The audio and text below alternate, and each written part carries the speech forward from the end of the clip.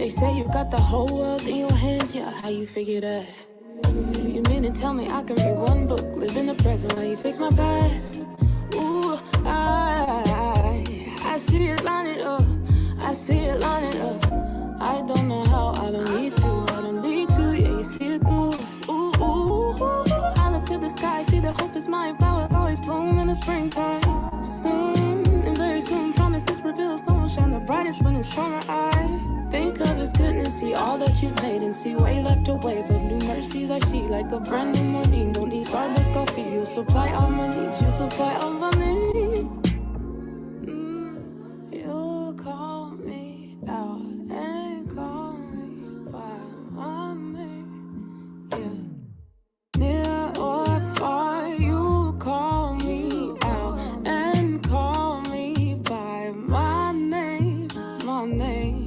I've tasted and seen that he's good, he's good. Have you tasted and seen his love is sweet? The Lord have mercy. I'll taste and see that he's good, he's good. His love is sweet, sweet like honey, honey, honey, honey. Sweeter than the honey on a honeycomb. Drip, drip, drip goes my mind, but you'll keep my soul. It was never your design to live apart from you. I cannot hide from your presence, you'll meet me there too. I know you're mine. I know you're mine. I know you're mine. I look to the sky, say that hope is mine. Flowers always bloom in the springtime. And soon, and very soon, sun will shine the brightest when it's summer. I think of his goodness, see all that you made. Wave after wave of new mercy. It's like a brand new morning, don't need Starbucks coffee. You'll supply all my needs, you supply all my needs, yeah. You call for me and call me by my name, my name. Near or far, you call me out and call me by my name. Tasted and seen that he's good, he's good. Have you tasted and seen? Oh, his love is sweet. Lord have mercy. Oh, taste and see that he's good, he is good. His love is sweet, sweet like honey, honey, honey, honey. Yeah. Oh, he's good, yeah. Oh, he's so good, yeah. Oh, he's good, yeah. Sweet like honey, honey, honey, honey. Oh, yeah. Oh.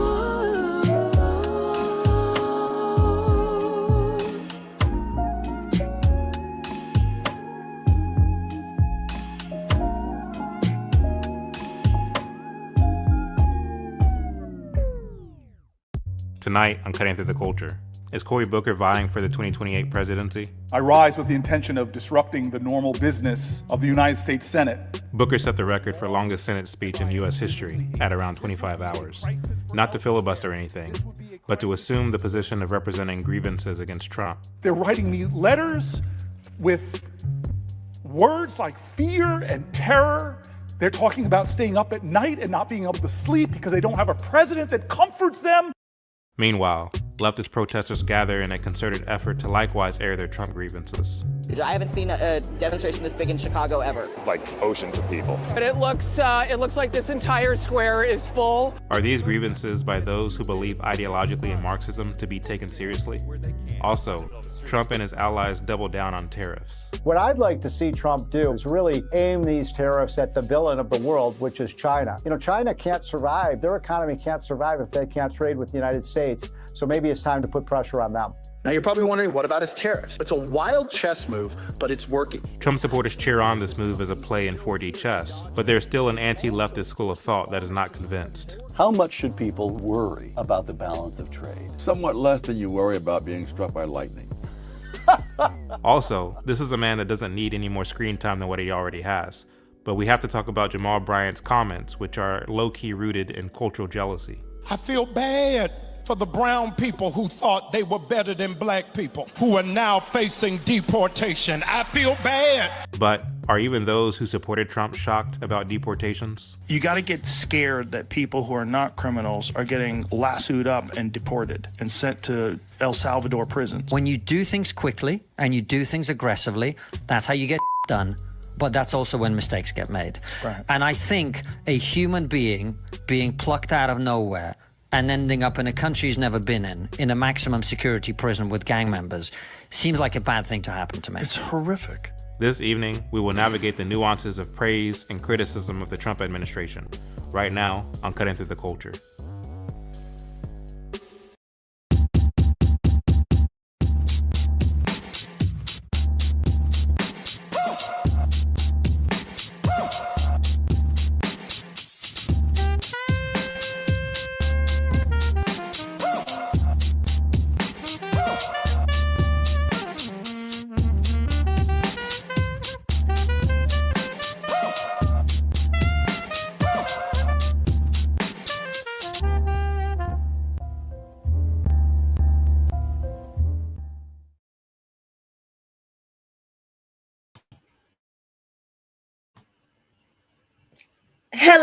Hello, everyone. Welcome to another episode of Cutting Through the Culture. I am one of your hosts, Keisha King Benton. Did y'all see that Chad changed my name on the on the intro there? Do you guys like the new intro? We're trying some different things. Let us know what you think in the comments. Also, another personal note, I got glasses. So they're progressive lens, which should have tipped me off that it was going to be a problem, but I got to take these back because they kind of make my head feel crazy. But anyway, I'll keep you guys up to date with that. All right, Trump, the left is criticizing, the right is criticizing, but can we criticize but still not give validation to the left? I certainly think so. I would love to know what the fellas think and what you guys think.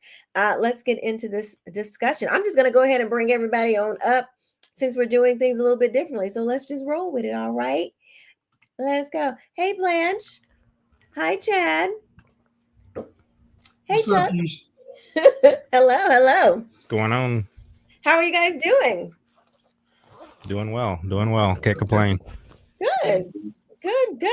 Defund the media. We got, let's see what hats we got. We got defund the media. And what's that? Detroit? Yeah, Detroit Pistons, the old retro logo. Yeah.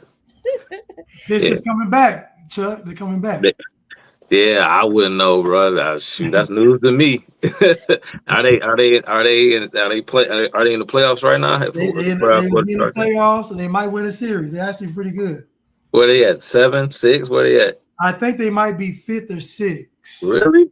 Yeah. Okay. I might have to watch a game now. So wait, you're not doing like the I just wear it for the colors, are you? Absolutely. I got all type of I got all type of hats and stuff just for fashion, They said that was like a girl thing, where you could only, if you don't really follow, but you like a jersey or something like that, like only girls can do that. I'm glad that you have given us permission, Chuck.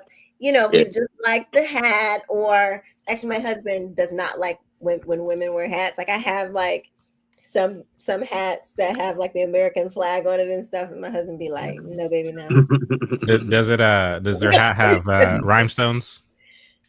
No, but it should. That is a great idea. It shouldn't. I wonder if that will make him, because he feels like that kind of, it makes me a little bit too masculine looking. If you got a hat with rhinestones, it will definitely show your age, Keisha. That's definitely a. If it had like Trump on it with the rhinestones, for sure. Y'all ever go to like the Republican meetings and all the older ladies with their Trump pins that are like blinged out with the hats that are blinged out. Everything is like blinged out. Keisha, I look for Detroit teams first, but if I can't find one, then it's whatever. Gotcha. Well, let's go and get into this conversation. Okay.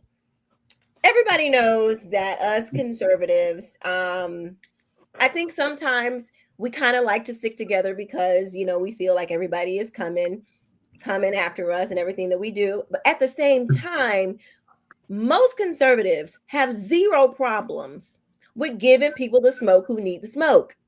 Now, just because we give people the smoke that need the smoke, it don't mean that we agree with like all the other things, or even within that same topic, the things on the left. Like, I don't think that there is any major issue that I agree with on the left, but I can definitely give the smoke to conservatives.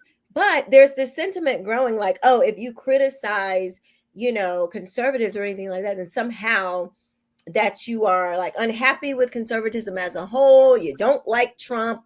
You don't like, or maybe now you're done being a Republican or a conservative, whatever. I don't think the left or other people understand how conservatives think. Like, we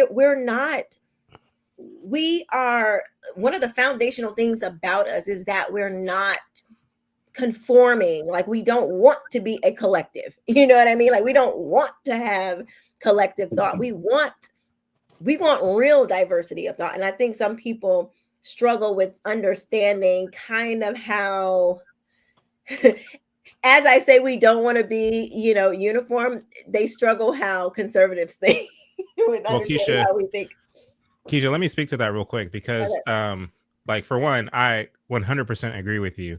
I think the problem is that many of your mainstream, quote unquote, influencers, who kind of like, they kind of drive the narrative, or at least keep the narrative going with their pom-poms as cheerleaders on the sideline. Anytime someone who is on the quote unquote left or a celebrity says something that makes halfway sense, that sounds kind of semi-conservative, that sounds kind of anti-left, you see the thumbnails as so-and-so, finally waking up, and they kind of like, they go all out in terms of celebrating and cheerleading these people. And it kind of gives us this sense that, A, the MAGA movement or the conservative movement is growing, which is a false sense, or B, that, more and more people are becoming more and more anti-left, which I don't know if there's been enough study or any kind of way to discern whether that's actually true or not.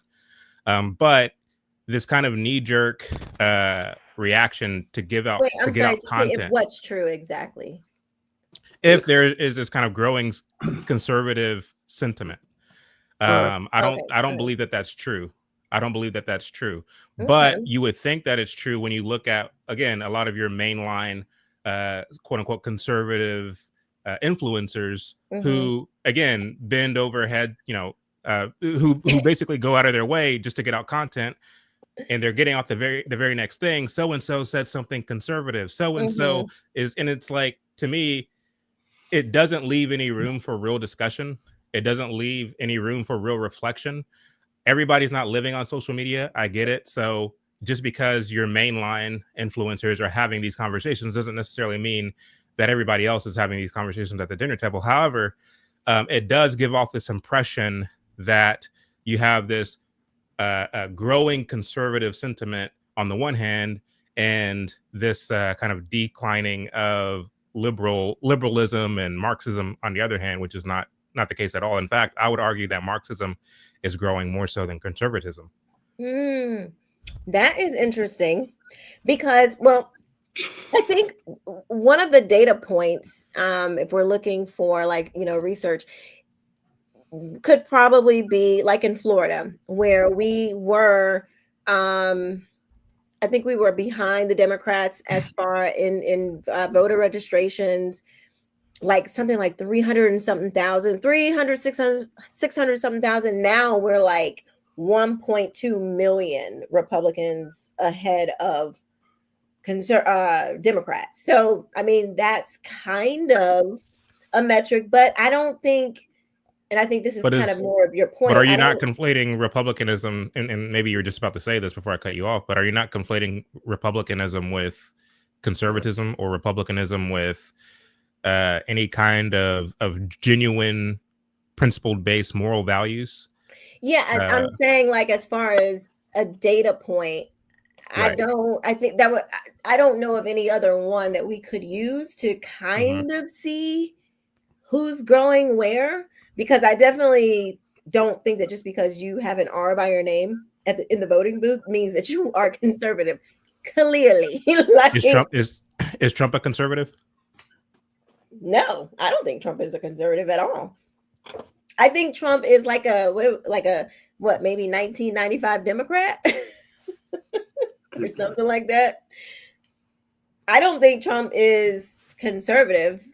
I don't know any, maybe in economics, and not even, I mean, sort of, kind of in some areas, but no, I don't think Trump, he's certainly not socially a conservative. I don't know. What do you guys think? What do you think, Chuck? Is Trump a conservative? Well, that's a very, I mean, I guess generally speaking, I guess my initial thought is to, I mean, say no, but then I hesitate because, there are some aspects of the Trump, the Trump doctrine, if you will, that that is pretty conservative. That is in line with. I mean, I remember in his first administration, a lot of people were making comparisons between he and Ronald Reagan, and Ronald Reagan is still looked at, for better or for worse. Perhaps that isn't the discussion to have tonight, but he's still looked at as a conservative icon. It's difficult to say outright, because you really have to start, thinking about what conservatism is, what conservatism means, from a philosophical perspective. The true heart of, and I don't mean to derail the conversation, but the true heart of conservatism, in my humble opinion, has, I won't say very little to do, but it doesn't have as much to do with government as we think it does. Conservatism truly means something else, and this is why I think that we are in the position that we are in after after Reagan and Thatcher and the fall of the Berlin Wall and the dissolution of the Soviet Union in 1991, and you look up and we're still here, still kind of having these conversations, and this is not to throw spitballs from the back of the classroom to try and attack the legacy of Reagan or attack Thatcher or anyone or anything like that, but things are new until they aren't. Right. Something gets introduced, it's like, and then after a while people adapt, they sort of conform and find a way once they understand the rules of the game, and then they're able to better predict, or they're more confident in terms of the decisions that they make, because they know the rules of the game, and so it's kind of tough, because conservatism is not this thing that doesn't move. It isn't this thing that doesn't change. I think I forgot the name of the book Milton Friedman wrote about conservatism. He actually hated the term. He hated being considered a conservative. And I won't get into why he hated the term, but you kind of have to know Milton Friedman to know the history of his opinion about conservatism as a philosophy. But again, it's a difficult thing to just say outright. I think it more so. I think the question is it's like where we're going for the most part. I mean, as a whole, as a country for the most part, and I don't know. I mean, I think I think that some, I'm not saying running around hair on fire, oh my God, it's the end of the world, oh my God, it's the end of the country. But I am watching, and I do have a lot of concerns. But there's an old communist slogan that goes something like this: "Today's radicals are tomorrow's conservatives." Exactly. And I think that really speaks to your point, Chuck. As the milieu changes from generation to generation, as the hegemony changes, as institutions change, as education curriculum change, as you adopt a quote unquote new normalcy as a generation, those become the kind of fixed values. And I use the word values for lack of a better word, that the up and coming generations become familiar with. And there's a desire to maintain those values, that tradition. And still, people hold on to things of the past, though that faction of people who are holding on to things of the past are very, very few. Conservatism is going to mean different things to different people. And so, I am on the record on this show in particular, wrestling with the word conservative. But I think we all know what we mean when we use that kind of like throwaway word, conservative. You know what I mean? I think that there's a general meaning that we all kind of work with loosely, but I think it's an important conversation to have. What is conservatism? What were you about to say, Chuck? Yeah, no, you were kind of freezing up a little bit. I don't know if that was just me. Did y'all see Chad kind of freezing up a little bit? Yeah. Oh, okay. Yeah. But Okay. yeah, I forgot who said it. Who said this? I recently read one of the late great Sir Roger Scruton books. I think it was titled "How to Be a Conservative." I think that's what it was titled. I can't remember. But I think, I don't know if they were his words or if he was citing someone else. But when he was speaking about conservatism, he said, of course, things change. Things will ultimately change, but that doesn't mean that you shouldn't try to maintain that which is good or that which you are at least familiar with. It's the same goal, it's life, right? And the saying he used was, to live is to delay, right? It's just like how you are in your own finite lifespan. You want to conserve your life such as it is, even though you're still going to age, even though you're still going to die. You still want to live a good life. You want to live a healthy life. You want to live and go off peacefully in your sleep, in your 90s. You want to get a chance to play with your grandchildren. If you're lucky enough, you have some great grandchildren, right? You can't stop the aging process. You can't stave off the inevitable indefinitely, because we're all going to die. But at least we want to live a good life. And so we want to delay that death for as long as we can. And so conservatism, in essence, and there's more, but I forget the context of the quote of the saying. But just want to throw that in there, that yes, there will always be change, but how fast, how rapidly, we should always be mindful of what we're doing and where we're going, because to live is to delay. And sometimes it is necessary to delay change, especially when we aren't confident, we don't necessarily know where we're going. Sorry. Blanche, I want to get your thoughts. So I guess two questions. You, before in the green room, you kind of succinctly said it. Can you say it one more time? Critiquing conservatives doesn't mean validating the left. I think you said it something like that. And then also critiquing the right doesn't mean you're validating the left. Yeah, I mean, I think that's pretty much the topic tonight. But while we're getting there, what do you think about Trump being conservative, or what does that mean? I think that, like all people, we have aspects of conservatism and liberalism, I guess, in our lives. I don't think anybody's 100% either side. A lot of these women will come around and say they're liberal and feminist until it comes to a relationship. All of a sudden, then they want the man to pay all the bills and be the head of the household. So, and do conservatism and liberalism, I just look at it like this.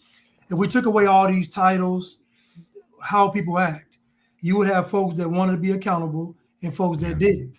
You don't have to put the labels on it, just how people want to live. So at the end of the day, I think that what they call in the right and conservatism isn't some phenomenon or some miraculous thing. It's just, most of it's just common sense.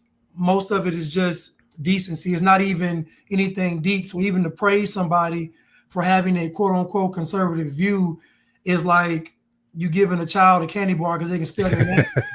It's like, why are we giving anybody any credit? We don't need it. It's just some of the stuff it's just common sense. That's why it's kind of like the black dude saying, "I raised my kids." Right, like I didn't, Chris Rock, I didn't go to jail. Okay, you're not supposed to, Right. Yeah. So I just think that Trump is conservative in some aspects he's not. But again, we got to ask the question, what is conservatism?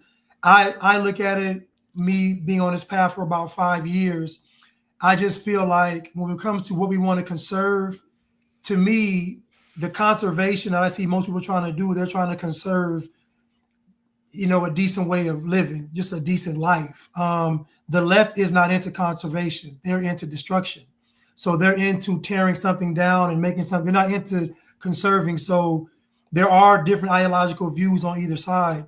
But I look at conservatism as you wanted to conserve, life, liberty, and the pursuit of happiness. You want to conserve the opportunity. You wanted to conserve children being able to grow up in a decent neighborhood. Like, these are things that people want to conserve because these things most resemble how the country used to be.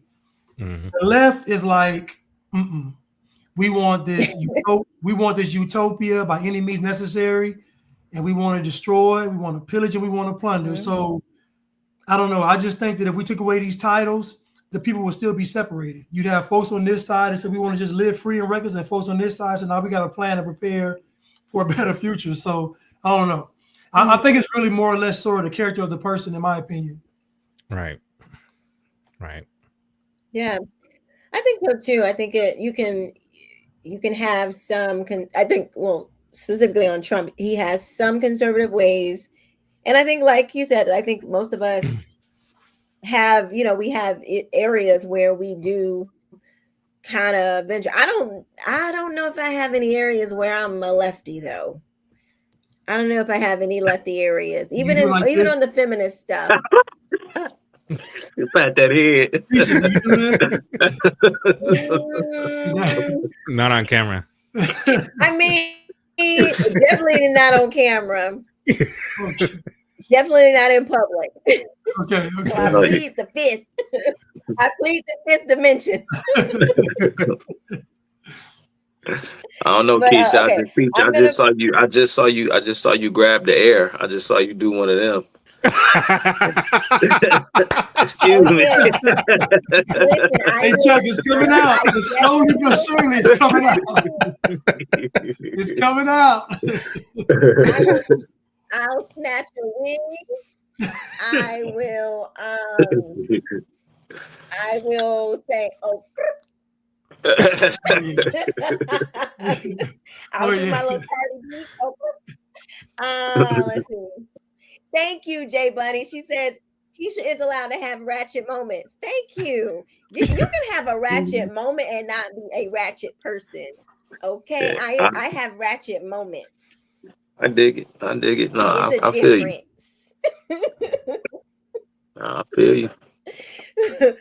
I know all y'all pretty well. All y'all have some ratchet moments. Yeah, I'm the last one to be. Yeah, no, I can't pass nobody's purity test. Yeah, I'm the last one. Hey, wait. Hey, Chuck, do you? Chuck, you can. You got to, like we. I was sitting in your mama house when the police came. You definitely got some ratchet. Hey, Chuck can't escape it. Chuck can't escape it. He can't escape it. Hey, Chuck, do you wear a do-rag to bed? They won't let him go, y'all. They won't let him go. Do-rag, man. I ain't got nothing for no do-rag, man. Nah, I used to, but them days are long gone. Do-rag and a wife beater to bed? Yeah, man. Back in the day, the early 2000s, man, you used to have to get your fitted kind of big because you used to put a do-rag and then you put your fitted on top of your do-rag. Where you fitted like this, Blanche, no. That sounds very Detroit. That's how The do-rag, and the fitted, man. Blanche got some ratchet moments too, because when I went to Atlanta and we met and we had lunch, he was 30 hours late. Oh, that's different. That's different. Right. And y'all know Chad know all the rap songs, right? He be trying to act like he don't listen, but he know all the songs, he know all the lyrics. See, Chad, I'm clocking you. I'm clocking it. You can't fool me. I speaks the ratchet, okay? I speaks up on it. All right.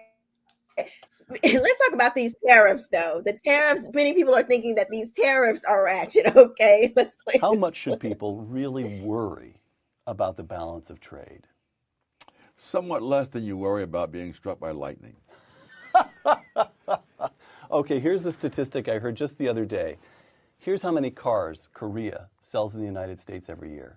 500,000. Here's how many cars we sell in Korea every year. 5,000. Why shouldn't we be worried about that imbalance?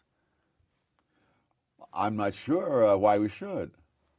Obviously, if the Americans were Americans forced at gunpoint to buy these cars from Korea? Clearly not. No.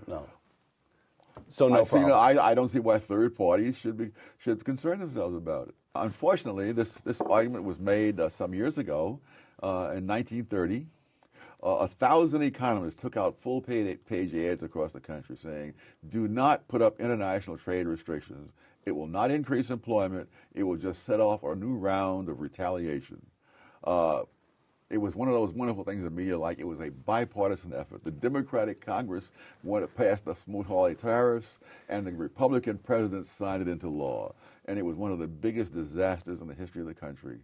At the time this law, people think that the reason for the high unemployment in the 30s was because of the stock market crash. Right. After the stock market crash, unemployment peaked at 9% for 1 month and started downward.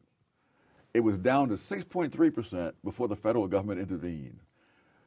It was only after the federal government intervened that the downward movement reversed itself and shot all up over a few years to 25%. So the people who are out there just dying for the government to come in with their solution, I don't know if they have studied history or not. That's right. Okay, so I am not the economist, but here is my layman's view on the tariff things. I have heard Dr. Thomas Sowell talk about this and how he hates tariffs. He thinks it's a bad idea. I've heard him say it over and over and over. I have also heard Trump talk about tariffs and why he thinks they are good. I think he said it's the most beautiful word in the English language. It starts with a T. Yeah. Okay. So the idea, y'all correct me if I'm mistaken, but from what I understand is we are being tariffed by other countries, and we don't extend those same tariffs to other people. Meaning when a good comes in for us, they are taxing us. And then actually when it comes, I think there's two tariffs, like when it comes in, and then there's another one, I forget, or something like that. And we're not doing the same thing when we export our goods. And because we have this big economy, we have this big country, we are rich, we have a lot of consumers that consume things. And they're like, well, y'all can eat that. Y'all can eat that cost. And we have been for quite some time. Now, the situation we've kind of gotten ourselves into a pickle, because part of the reason why we're not, why we are exporting the manufacturers, they're making everything in other countries because it's cheaper to make. And then when they bring it back in, it's not taxed. Is right. It's not tariffed. I think that's right. Or something like that. Well, the idea is now we want this manufacturing back in America. So Trump's plan is to do this reciprocal tariff thing. And the idea is that will force companies to come back to America. And then when we export, they won't be so, or export and import, they won't be so quick to put a tariff on us, blah, blah, blah. I think that's kind of the general gist, I think. I don't buy it. You don't think it's going to work? No. Why not? Go ahead, Chuck. I know you're itching. Nah, I'm just sitting back. If y'all have heard me, I've been talking about this for months now, actually. You know, whenever we've had conversations about you know, this current administration and Donald Trump, and one of the things that always made me uncomfortable was this strain of economic populism, as they call it, with this current administration. I've said it before. I'm like Dr. Thomas Sowell and Milton Friedman. You know, I'm not a fan. You know, I'm not a fan, and you can see, and true, you know, the stock market, you know, it took a dip. You know, it's you know, we've seen worse, right? But I guess, you know, I don't want to sit here and just go on and on and on and just pontificate about, you know, the economics of it all, because I mean, we'd be here all night. But I'll just say, just as a matter of economic principle and policy, tariffs they're bad. I mean, they're just bad. Tariffs don't boom. Tariffs don't build prosperity. Tariffs don't build economic wealth, or they don't build wealth. I mean, especially if But is that his goal? no, well, therein lies the problem, because, and you can tell by how the market reacted, people don't necessarily know what his goal is. When Chad said, I mean, Chad said, I don't think it's going to work. And I'm very skeptical myself. You know, I know a lot of people are sitting back and saying, well, give it some time and allow Trump to sort of, you know, work his magic and see if it all plays out the way he envisions it. Because, you know, we the people, the American people, the majority of the electorate gave him the job. It hasn't even been a year yet. Let him do the job. But I can assure you that if these tariffs aren't lowered, if this is the economic philosophy of this current iteration of Trump over the next 4 years, it will be devastating. It will be devastating. There are no two ways about it. And when you talk to different people, again, in the Trump orbit, you're getting different answers. You're getting responses that are incongruent and inconsistent. This talk about unfair play and unfair trade and this and that. It's not that simple. It doesn't work that way. Now, the one thing is, when people talk about, you know, we need to bring certain things back home for the purpose of national security, you know, we need to be able to produce our own medicines and, you know, military materials and tanks and jeeps and missiles and, you know, whatever else. The thing about it is the division of labor in the commodity chain is so complex, is so intricate. And for a person to think and believe that, okay, well, if I intervene as a third party entity, that I can somehow correct this and make this right, when no one person can accurately predict how the opposing party or a different party is going to react to your actions, then that's when all sorts of chaos ensues. Because if you have a disproportionate percentage of power and sway over economic activity, then you make investors skittish because they can't trust you because they don't know what the rules are.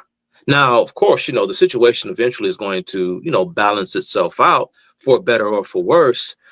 But initially, it was this initial shock to the system because very few people, at least the intelligent folks, you know, the smart money, does not understand and does not know what Donald Trump is doing. And therein lies the problem. But again, there's a lot we can discuss. There's a lot we can talk about. Whether you're talking, tariffs on our enemies, tariffs on our allies like Canada and Israel, and all this talk about Vietnam and small countries like Madagascar and what it is. Again, we as American consumers, like as Dr. Thomas saw, and I couldn't have said it any better. That's why I'm not even trying to add on. We purchase things because we want them.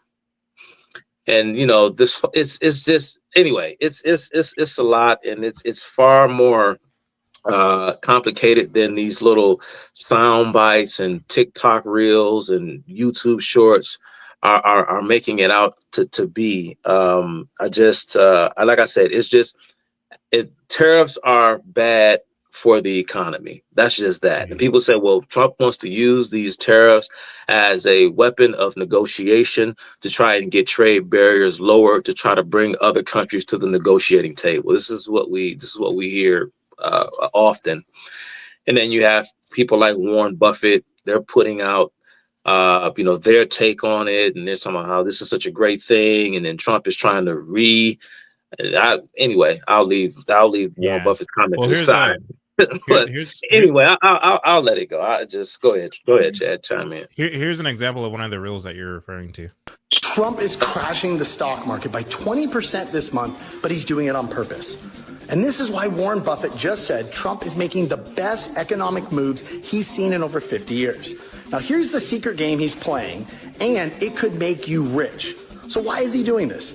To push cash into treasuries, which forces the Fed to slash interest rates in May, and those lower rates give the Fed the ability to refinance trillions of debt very inexpensively. It also weakens the dollar and drops mortgage rates. Now, it's a wild chess move, but it's working. Now, you're probably wondering, what about his tariffs? Well, I'll tell you, it's a genius play. It actually forces companies to build here to dodge them. It also forces farmers to sell more of their products here in the U.S. to bring grocery prices way down. We've already seen this with eggs. Now, remember, 94% of all stocks are owned only by 8% of Americans. So Trump, he's taking from the rich short term and handing it to the middle class through lower prices.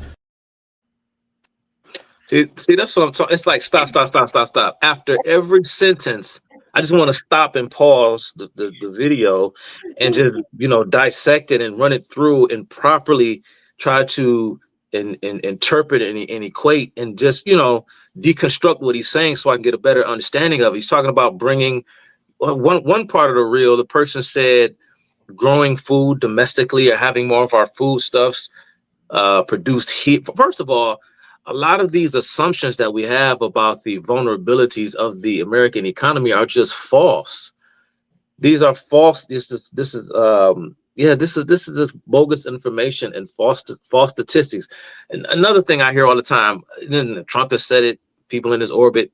Well, if tariffs were bad, then why are other countries doing it? That's not that's not an answer. That's not a rationale.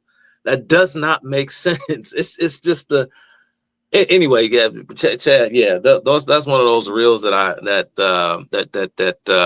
was talking about, and it's just no. The market is far too. No one can do this kind of like you mentioned. Like what's the term they use, Chad? 4D chess. 4D chess. Yeah. You gotta trust the plan, man. You gotta trust the plan. No one know what the plan is. No one is this omniscient. No one can do this. You can't do this in a market. It just won't. I'm like Chad. I don't think that if it's not working, that Trump will continue doing it. I think he's trying. I do think he's trying something, considering the times that we are in. I mean, he has always said that he thought that we weren't being fairly dealt with. I guess that's subjective. But Blanche, who's the we? I don't know who the we is. Chad, do you know who the we is? And then in this clip, American, this guy is American. But, I mean, because so here's my thing. Like, I'm sorry, Blanche. I just asked, and then just. And this, and Keisha laughed, and in the reel, this guy, the person narrating, says it's working. It's like, it's working, bro. I don't There's even no know when evidence of you that. put that reel together. It's been like 3-4 days. We talking about it's Right. working. It just happened. It's not. But go ahead. I'm out. Y'all know how I feel about this. I've Well, been what was beating this ironic up. too? What was ironic too, Chuck, is that the little person who shared it at Communism Survivor, and you ended by only 8% own all of these stocks, and what Trump is doing, he's taking money out of their pocket and giving it to the poor, giving it to the middle class. Like, okay, and they're hitting you. The treasuries and mortgage rates are gonna be lowered, and eggs prices are you're gonna gonna be down. richer. And it's just boom, boom, boom, boom, boom. So whoa, man, slow down. Wait a minute. Let me process what you're saying for a second. That's Okay. So anyway. the idea, though. Okay, let's just philosophy.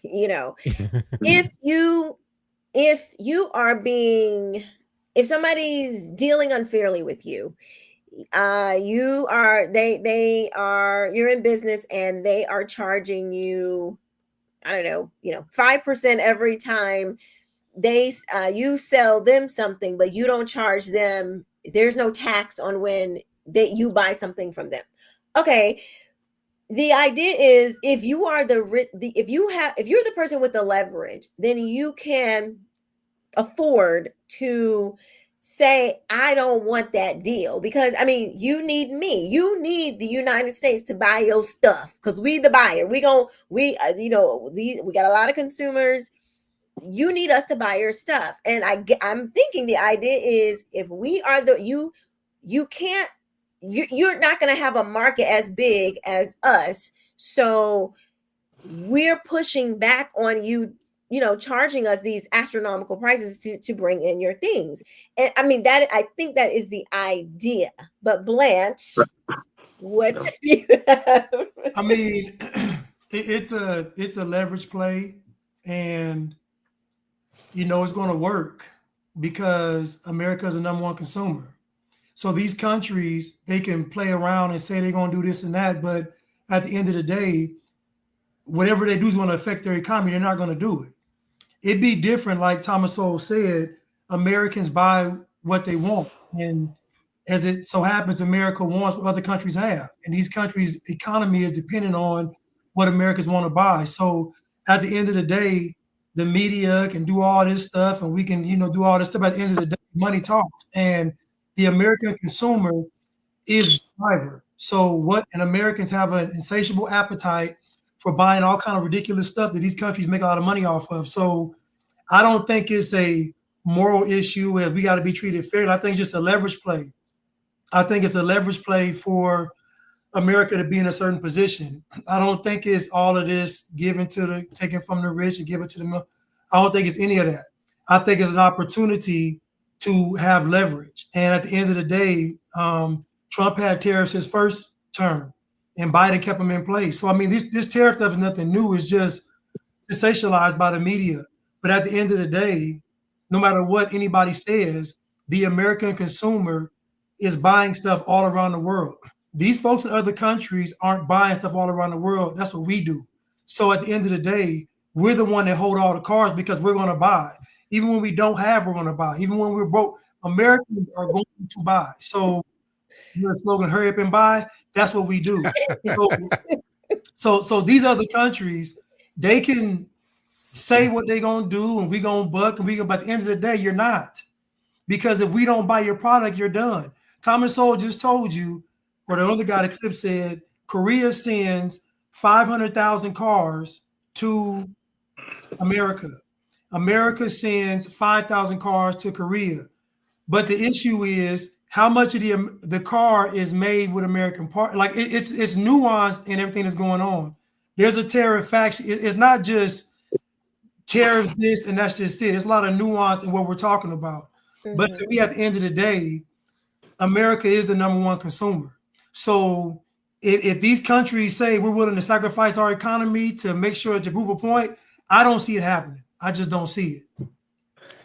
Keisha, I can tell Chuck is itching to say something, but I also want to ask you, Chuck, after you say what you want to say, I want you, what would you say the right thing to do is after you respond to Blanche, please? Nah, just it kind of not a direct response to Blanche. Like I said, this is what this is how this. I mean, this is how they sold it. I mean, United States being the largest economy, you want to keep at, you want access to our market. Give us easier access to yours. We largest economy in the world, largest huge bulk of consumers here in the United States. We talk about how certain industries are suffering here in the States, but yet still, here we are. Everyone wants access to our markets, and I wonder where we get the GDP from in order to purchase these commodities from all over the world. It's just strange to me. It's just like, okay, well, how much is the American economy suffering if we're the ones buying everything? Just to go back to the question that the person asked in the chat, just do I think that, so I don't think tariffs are going to help America? No, I don't. No, I don't. Especially if, and like Blanche said, Blanche doesn't think that these other countries are going to buck. And they may not, but if they do, and it's because, see, we talk about what we want to do for the United States in terms of certain economic activity here in the States that we think needs help through government intervention in the form of a tax on imports, which of course that tax being placed on imports gets passed on to the consumer. So that just simply means we're just going to pay more for our things.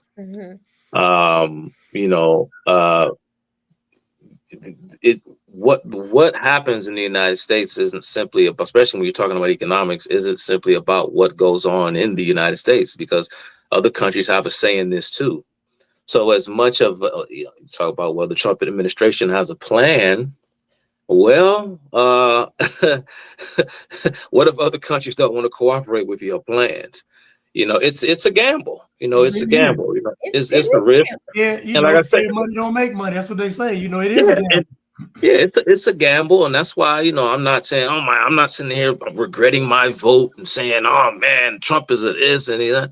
And like I said, like I started off, I'm not running around, like my hair is on fire. Oh my God, it's all burning down, and Trump sucks, and I wish I would have never voted for him and get him out of office. And what is he doing? And I'm not saying that. I'm just simply saying that tariffs, just as a general rule, tariffs do not spur economic growth. They don't. I don't care how. This is my position. I don't care how esoteric some mastermind person with a PhD, some economist walks in, or somebody sits at a table on some panel on one of these major news networks and tries to explain how this works and how it all. And see, when you start listening to folk, and when you don't quite get it, and when you don't quite understand, and you walk away more confused than you were when the person started talking, that's how investors react. That's what they see. That's what they hear. And it doesn't make sense to them if it doesn't make sense to you. And when you don't have, and I'm sorry, you said you had a question. It's kind of frustrating because I feel like I'm somewhat shackled because I don't want to filibuster and take up all the time on the panel. But I'm very, I'm passionate. What do you think? What do you think of that comment, real quick, Chuck, right there? Obviously, it works. We're still here. It says.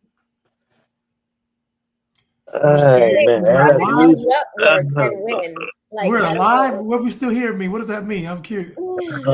Man, I don't even know what I'm supposed to say. Let me ask you this. Let me ask this, because I truly want, I'm learning too. I know I have my, kind of remedial thoughts, but I don't know how valid they are. Okay, so my thing is I don't believe some things I believe are fixed. Like human, like how God made us, human nature, things like that. And I think possibly maybe at one time tariffs were all bad and it was never good. And maybe, I'm not saying this is true. I'm just saying like maybe that was the sentiment because of the way the world was. Things are drastically different than they were even when that Thomas Sowell was saying that. And the sentiment was different. Like this whole idea that we were going to, open up trade with China and we were going to help them become more capital or more free market. Well, they took some of the free market part, but they still kept the, Political repression. yeah, the political, it's all that. And then they started stealing our IPs and all of this other stuff. Like they've been egregious and we haven't done anything. Like I don't think the end goal is for the tariffs to grow the economy in the sense of we want that money to grow the economy. I think it is to grow the economy in the way that manufacturing comes back. We start making more stuff here. We can start our money spending in America instead of only global.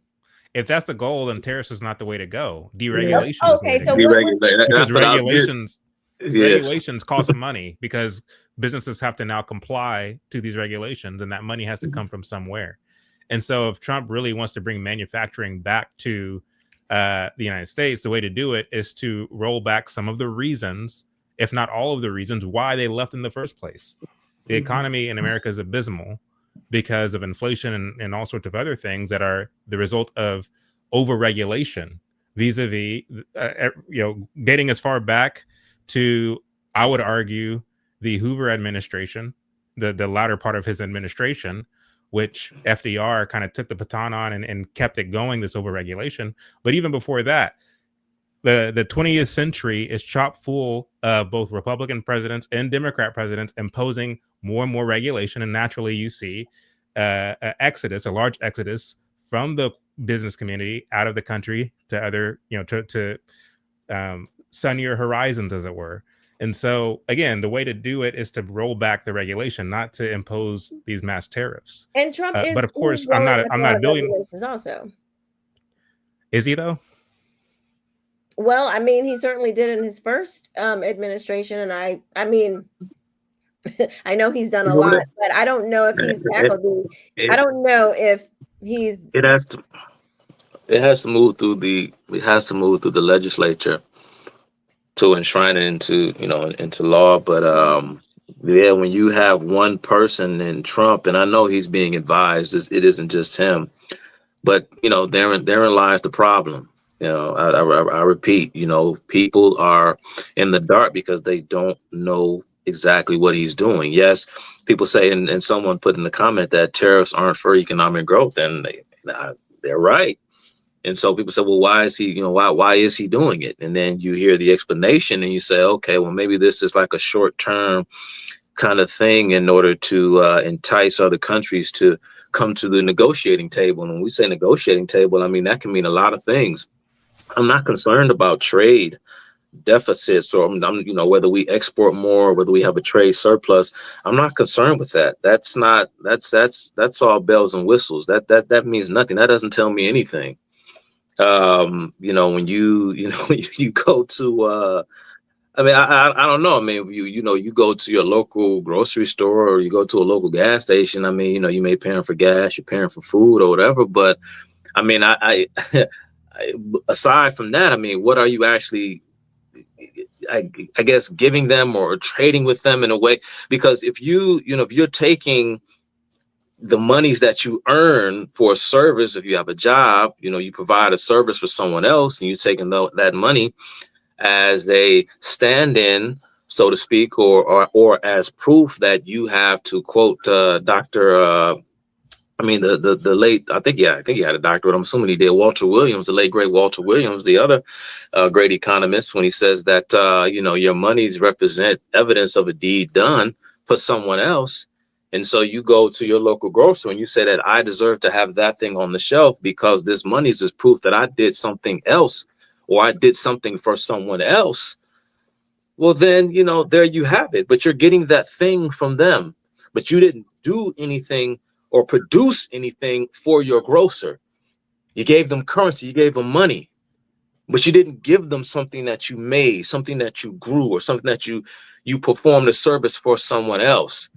But so you have in a sense, you have like a trade surplus with your local grocer. You have a trade, you know, you have a trade deficit with your local grocer. You may have a trade deficit. If I go to Chad, if I want some plumbing services done or whatever the case, you know, I go to Chad for that. Chad's giving me his services. You know, I may pay him, but I haven't done anything for him, but he does something for me.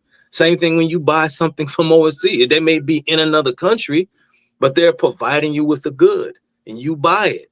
Whether you buy it from Korea or whether you buy it from the person up the street, it's still, you know, you're still operating in a deficit, because what have you given that person in exchange for that thing, other than the monies that represent the fact that you actually did something real for someone else. But you know, when you speak to folks in the administration, therein lies the problem, because you're getting these mixed signals. On the one hand, it's, well, we're just doing this because we want other countries to lower their tariffs. I mean, Keisha, you mentioned the national security issue. You mentioned China.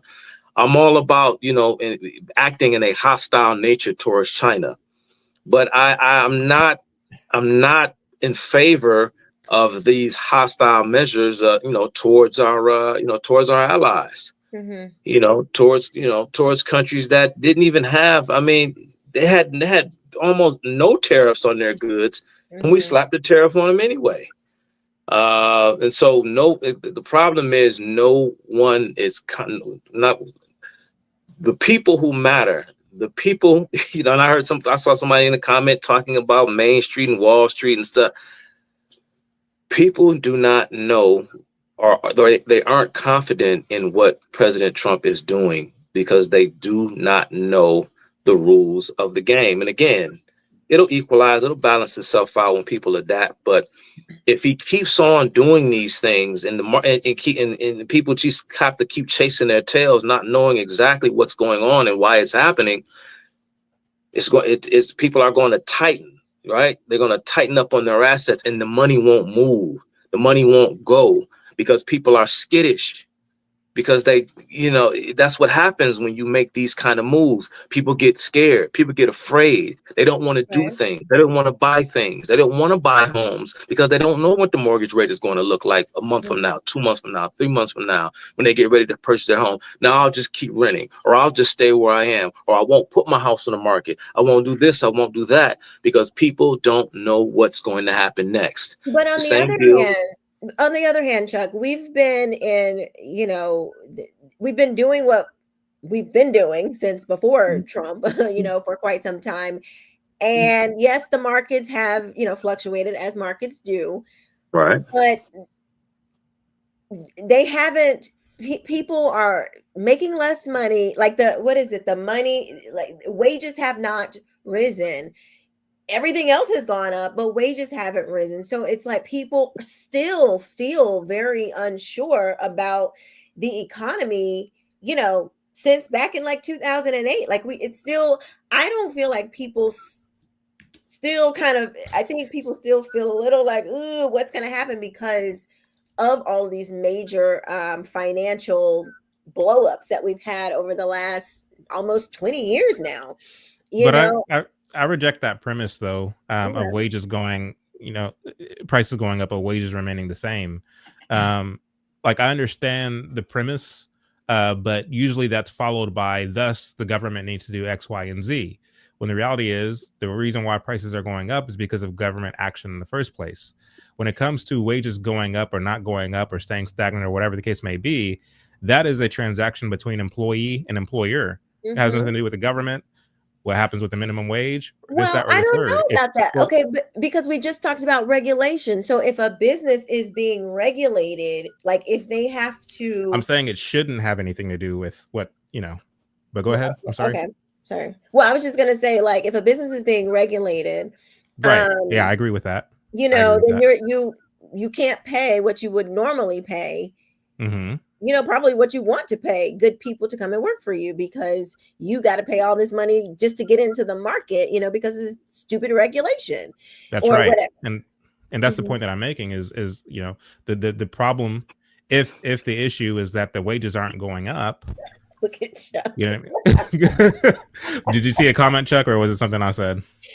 Nah, man, I had to shut the live chat down, man. It's just ridiculous, bro.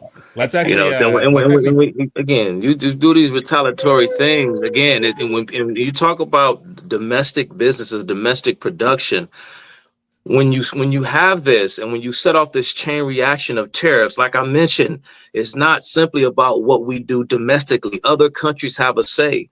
When you tip that domino, when you talk about domestic production and wanting to bring certain industries here, or you want to bolster certain industries here, those very same industries are going to hit you over the head too, because their prices are going to increase. That's right. I don't know what these people don't understand. When you do this, when you say, well, we're going to keep everything domestic, if they can't compete on the global market, then guess what? They're going. A tariff is a tax. Why do we gotta? You know what? I'm done, man. It's tough to explain it to people. This is for people. This is good dialogue to help people understand, because even though people might the price of everything is going to increase, Keisha. It doesn't matter who produces it. If it's overseas, if it's domestic, your own, America, your fellow Americans, they're gonna be hitting you over the head, raping you. Okay, but here's the thing, though. How do we? Okay, case in point. I created a teether. I invented a baby product. When I looked at the American market, who was going to manufacture my product, all the prices were way too high for somebody new coming into this market, right? I had to go to China because it was the only place for me to even just get a toe in to get it done. And my goal was eventually, I want to manufacture this in the United States, but let me enter the market. I'll get it made in China, whatever. I did all the stuff, spent all the money, did all the things. If I wanted to manufacture my product here in America, but I couldn't because the entry to that, Americans, there was no, if they can pay their people pennies on the dollar, which you can't do anything about that. You can't do anything about another country, what they pay their people. But that does hurt America because we cannot pay. And I'm just laying out, I'm not saying right or wrong. I'm just saying what it is. That does hurt Americans because you can't have as many jobs here. You won't have as many jobs here because somebody else down competition. Like, we understand what that is. It's competition. So my question is, okay, if tariffs aren't the answer, or if trying to get manufacturing back in America to bring more jobs here, to jobs, growth, making things again, innovation, all of these things, what then do we do? Like, so are you saying that we're just going to be a global, like, we're just going to continue to allow, I don't know if that might not be the right word, but we have to just suck it up. And that's the free market system. Just adapt, basically. Is that what you're saying? Like, just adapt. Chad just said it. Chad just said it. If you want to fix the problem, What did I miss it? Chad just said it. Yeah. The last time he spoke. Oh, my computer is. I think this is lagging. I didn't hear. I think this is deregulation. That's my solution. But again, I'm not. Okay. I'm not. I wasn't elected president of the United States, so I'm just gonna let my opinion be my opinion. What? This is what the show is for. I wasn't there.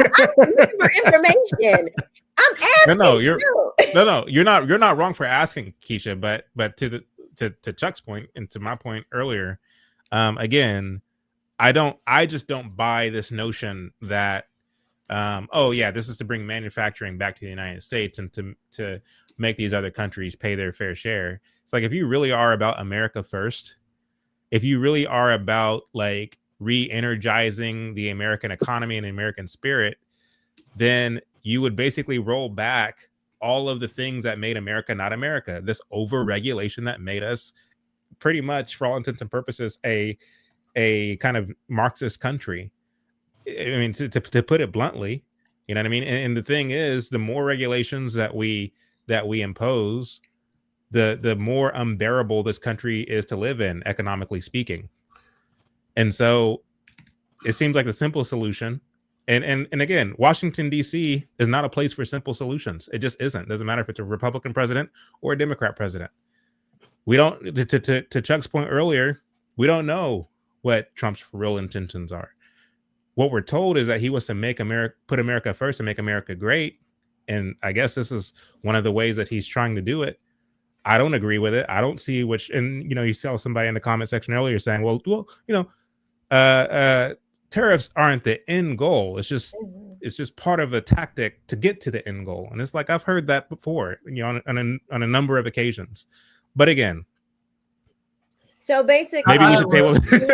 So I have a question. So what do you think the media would say? We're talking about the consensus of people in the market and the average person, because the market is reacting to these quote unquote tariff plans. So what if Trump, instead of tariff, he says, you know what, we're going to deregulate? Then the media's going to be like, okay, Trump finally got it right. He did a good job. It's going to make America better. Like, to me, I feel like even if he said that, we're going to do that, it would still be the same rhetoric. Like the reaction to what he's doing would still be the same. There's never going to be a positive reaction to what Trump is doing. Whether we agree with what he's doing or not, there will never be this consensus of what he's doing is correct. What he's doing right now is good for America. We're not going to ever hear that. So my question is, even if he does say what we want him to say, the reaction is going to be the exact same. It's still going to be the... Go ahead, Keisha. I'm sorry. Are you saying that since the media will be negatively reacting, then that affects the market anyway? That's going to affect everything, because the media is driving the thought in the first place. So once you say tariffs, now tariffs have been around. This is not a new thing. We can look back in 2016, 2017. We can look. So again, the media is going to say that deregulation is a problem, that deregulation leads to this. You have a whole bunch of economists say it's going to cause this, and it's going to, like, no matter what President Trump does, they're going to say that anyway. It's going to be a negative reaction. So that's your point. Because what we're responding to is the reaction to what Trump is doing. It hasn't even been long enough to even see what even going to take place. We haven't even seen it. All we've seen is reactions to what he is supposed to do. So I'm saying, even if he does what we want him to do, they're going to say the same thing. Right, but my concern, Blanche, isn't what people are saying. Like my argument against tariffs is a principle based argument based upon my understanding of the economy and how it works. I'm arguing from that philosophical place, whereas the reactions that are coming in are from people who, to your point, are going to criticize him anyway, just because he's Trump or just because he's a Republican or whatever the case may be. And so for me, it's like, I'm not reacting a certain way because of, oh, the left is saying something, or even, those are on the so-called right. I'm making an observation based upon, to Chuck's point, a history of how this hasn't worked. You heard Thomas Sowell talk about, the tariffs that were imposed in 1929, 1930. And so it's basically making a historical analysis about how this hasn't worked, and insanity is trying the same thing over and over again, expecting a different outcome. You have a lot of people who are, I mean, I hate to put it this way, but I'm just going to say it, are Trump cultists who, Trump breathes air and they think it's magical. They think that anything that Trump does, he's playing 4D chess. He's a mastermind. We already know he's a flesh and blood human being who bleeds the same color as you do, breathes the same air you do. Yes, he's a billionaire. Yes, he has made some smart business decisions in his career. That doesn't mean he can see 40 miles down the road. I mean, he acts on instinct and he acts on gut. Sometimes he gets it right, sometimes not so much. You know what I mean? I'm not going to go there with you, and not you, Blanche, but just the proverbial you, and believing that Trump is something greater than what he actually is. Yeah. I voted for the man because I didn't want Kamala in office, but that doesn't mean that I believe that he's next to God at all. But yeah, I mean, I think that, you know, when it comes to this conversation in particular, there's a lot of misconceptions that a lot of people have that they come to the conversation with regarding tariffs, regarding the cult of personality that Trump has, regarding Trump hatred, regarding a whole bunch of other baggage that people bring to this conversation. And my reaction to what Trump is doing is predicated on none of that.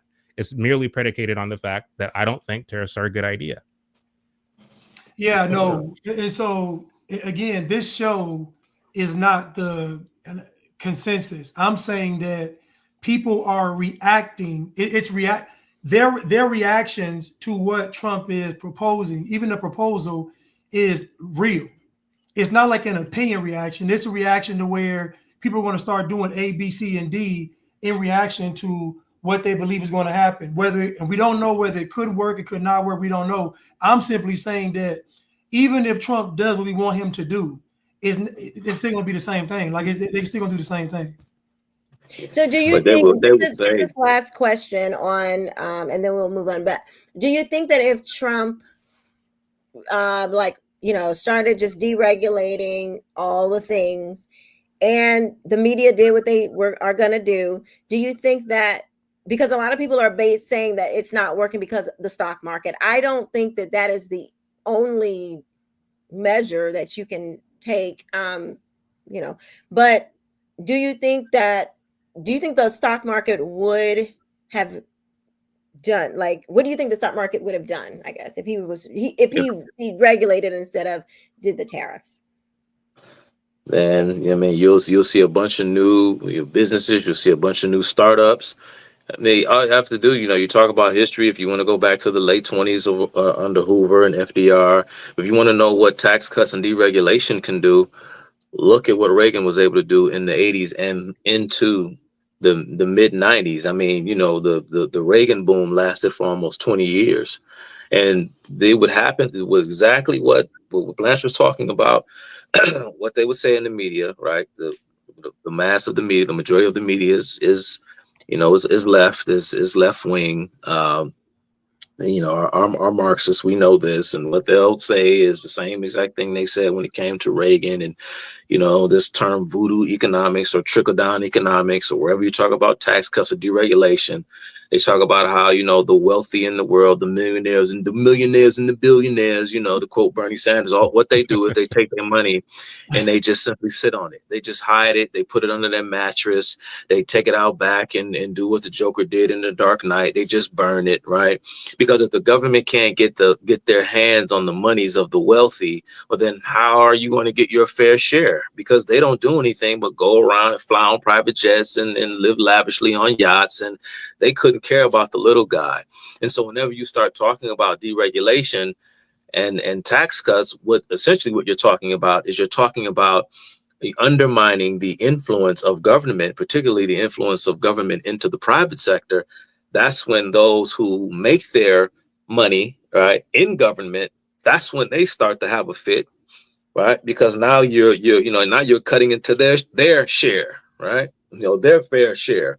So that's when they have a problem. And so that's what they'll say. So that's what'll happen. And that's what they always do. That's what they always say. You know what I mean? It's like, what about the government? People need things. People need their entitlements because if you cut taxes and deregulate, we can't. What are we going to do? We where's our money going to come from? Not to mention the fact that when you cut taxes and deregulate, what happens is you have people making more money, right? More people are employed, and you add to the tax rolls because you have more people working. I don't even want to talk about income tax and the 16th Amendment. We can come back to that. But what happens is when you cut taxes and deregulate, it turns out, voila, the government ends up taking in more tax revenue. Right, and so it's the stress. It's a power play. It's a power play for the government. So Blanche is right, because this is what they always do. They always attack conservatives when they talk about cutting taxes and deregulating, because what would society be without the state? What would society be without the government? It needs the government.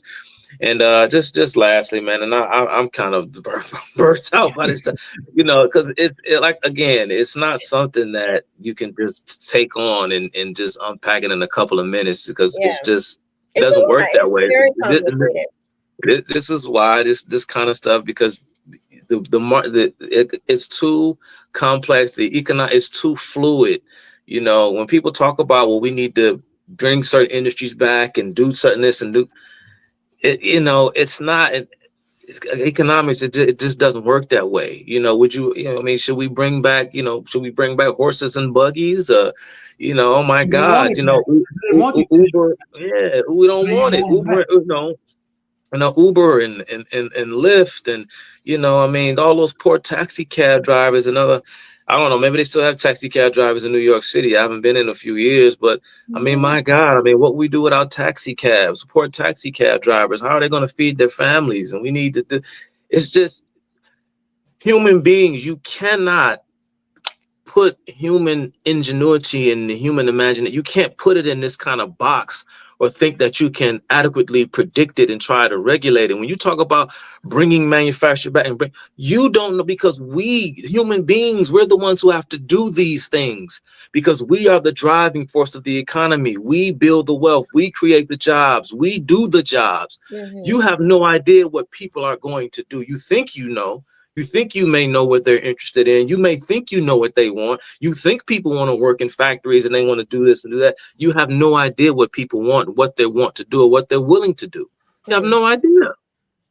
Real quick before we move on, I just wanted to respond quickly to this comment that's up on the screen. Well, not that one. Where'd it go? Where'd it go? It's gonna bother me. I'm having a. Well, somebody said no taxes or no income tax on people making under 150K a year. And my whole thing with that is it reminds me of, no welfare benefits if you have a man in the house. This isn't going to fix anything. I mean, it's a cute slogan and all, but it's, I mean, I say in the same way I say no welfare at all, I say no income tax at all. Anybody. Doesn't matter whether you make over or under 150K, I say no income tax at all, because what that will do, the no income tax for people under 150K is, again, what this is going to do is it's going to basically create this kind of lack of ambition amongst the workforce, to where people don't want to go over a certain dollar amount or put their best foot forward, because, hey, at least I don't have to pay any taxes under 150K. So again, like we should do away with all of these regulations. I mean, again, even with the sloganeering and the cute slogans that we like to tout, it doesn't work in the real world. It has adverse effects in the real world, and thus we shouldn't have them at all. But, do you basically put taxes, tariffs, and regulation, or do you think that like taxes and tariffs are the same as a regulation? Is that kind of like pretty much all the same thing? Yeah, a tariff is a tax. Yeah. And so therefore it's a regulation. Is that right? Okay. I mean, if you want to get rid of the income tax, I mean, you may use tariffs to fund the government. I mean, we could talk about other things, but that's a whole other discussion. I may be in favor of tariffs then if you get rid of income tax. The income tax after all that, how you taxing me on something I didn't earn? That's crazy. How you taxing me on? I work 40 hours and get paid for 40 hours. You taxing me? That's insane. Oh yes. Why am I getting taxed? Exactly. In some places you get double taxed. Yeah, that's crazy. That don't make any sense. Like, you taxing me? I work 40 hours. Yeah. Exactly. Oh, in Florida, we're trying to get rid of property taxes. Yeah. That'll be a good idea. Add that one to it. Add that one. Income tax, property tax. Add both of them. Yeah, it's like you say, Keisha. It's a form of rent. I mean, I agree with that. You know what I mean? Yeah. It's you know what I'm saying. If you pay your house off, For real. you still got to pay taxes. As a kid, I never understood that growing up. I'm like, wait a minute. So we own this property, but we still got to pay taxes on it, but it's ours. I never understood that. Yeah, right. No, that's your third eye, Keisha. Your third eye. Keisha, even if you buy the land, you still got to pay the property tax. That's what I was saying, because I knew we owned the land. We have been, my family owned it for years that we didn't pay. We wasn't paying on it. And the government will take it if you don't pay the taxes. Right. And they'll take a home that you pay for. They'll take a home that you pay for. And it's funny because they base the property taxes that you have to pay on their, everyone gets their annual property evaluation or property assessment, and they're basing it upon what they think the value of the home is before it even hits the market. The market assessment. You know what I mean? But you have no idea how much you have no idea how much money your home is worth until it hits the market, until it appraises. But they want to predict what your home may be worth, and they base your property taxes on that. It's crazy, man. It's crazy. Somebody said that we will always pay taxes, life, death, and taxes. And the argument isn't against taxing in itself. It's against income taxes. It's against certain kinds of taxes that, depending on where you live, the government finds a way to get more money out of you. God forbid you live in a place like California, especially Los Angeles, and make any kind of real money. Speaking of crazies, let's listen to this crazy. I rise with the intention of disrupting the normal business of the United States Senate for as long as I am physically able. This would be a crisis for elder care. This would be a crisis for disability services.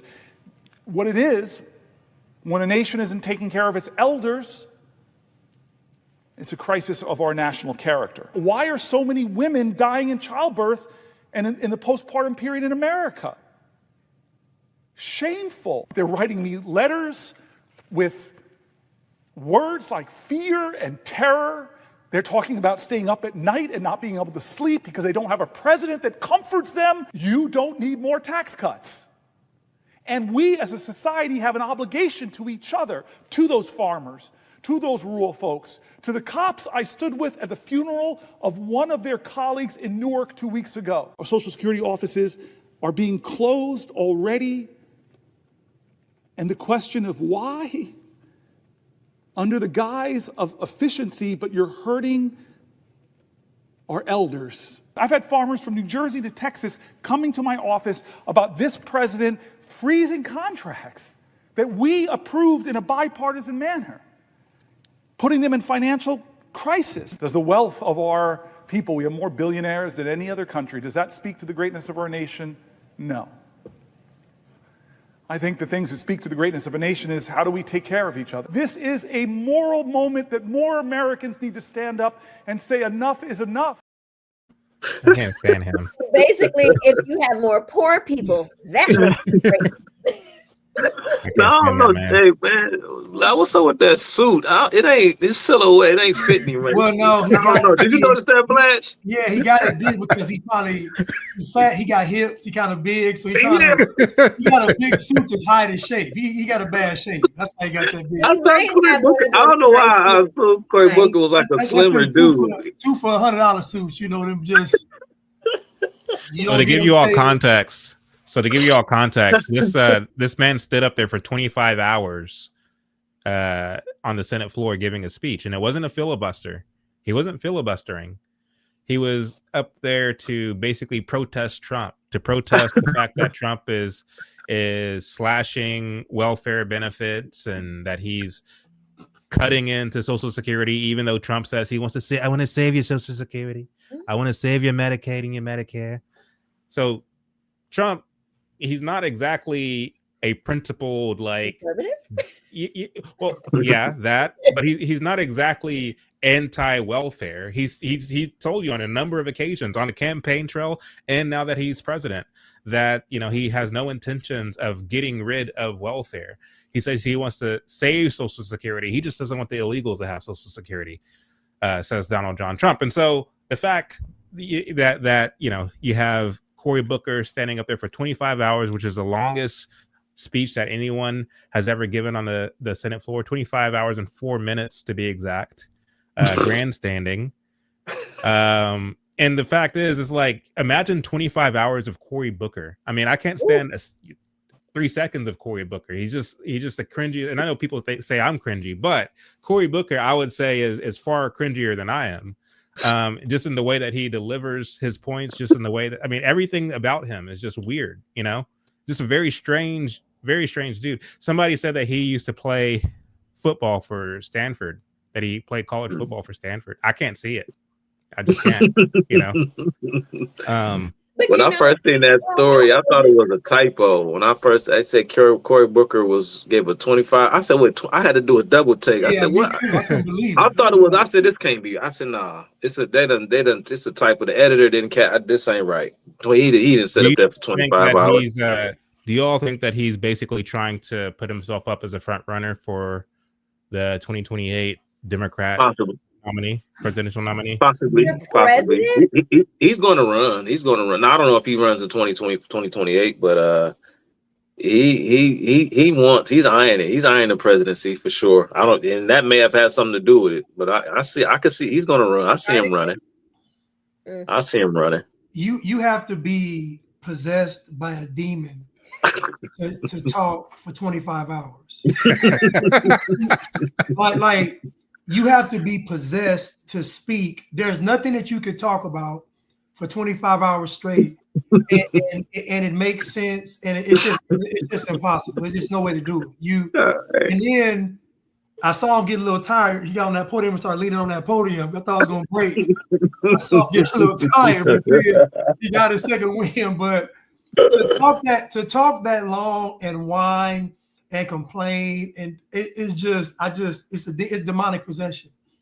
He said that he prepared for it, like he detoxed and he went through like this whole, I don't know, maybe it was like some kind of ritual. He pulled out the altar and called upon Beelzebub or something. I don't know. Yeah, he did. Because he ain't detox nothing. He big as a bread box. He swole. Cory Booker ain't did nothing related to health.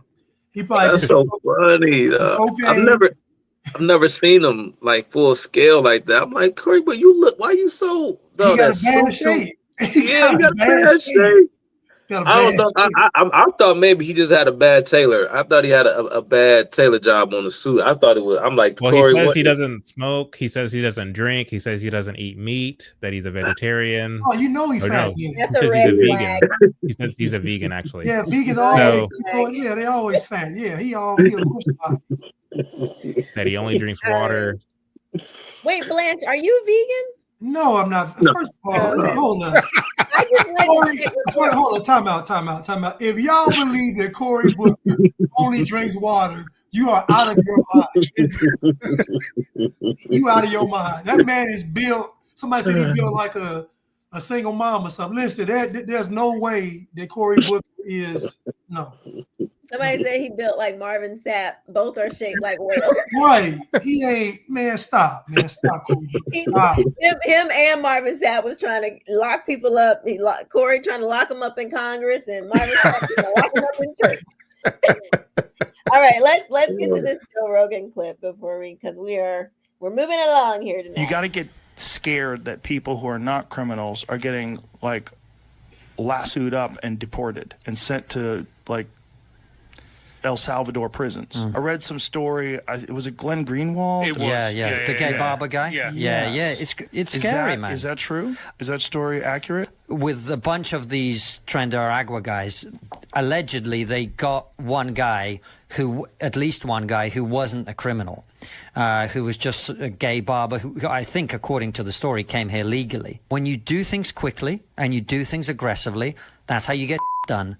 But that's also when mistakes get made. Right. And I think a human being plucked out of nowhere and ending up in a country he's never been in a maximum security prison with gang members, seems like a bad thing to happen to me. It's horrific. It's horrific. I don't think that should be controversial. No, that's not controversial at all. Again, that's bad for the cause. Like, the cause is, let's get the gang members out. Everybody agrees. But let's not innocent gay hairdressers get lumped up with the gangs. And then, like, how long before that guy can get out? Is there any plan in place to alert the authorities that they've made a horrible mistake and correct it?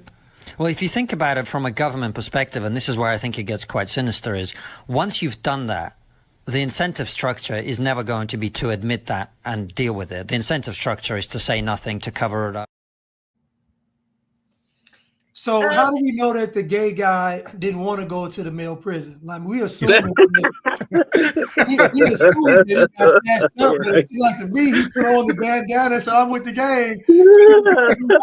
He's in heaven right now. Yeah, you know what I'm saying? How we know he didn't want to do it? We assume that he got snatched up. I think he might snuck. He snuck on the gang. Where you go from? How about gay hairdresser rounded up with gang? Stop. That man snuck on that ship, so I'm going with him. I'm gone. This is my one chance. One chance. Why are you gay? Okay. So how do we know though that the dude is in fact not illegal and not because I think there's like mixed reporting here. I know all the mainstream news is saying, "Oh, Trump messed up. This guy is really supposed to be here. He's just he's an American citizen, yada yada yada." I'm hearing reports that he was in fact a Tren de Aragua gang affiliated member. I don't know, but did he have like all like tattoos on his neck and face and stuff like that? And am I thinking of the same guy?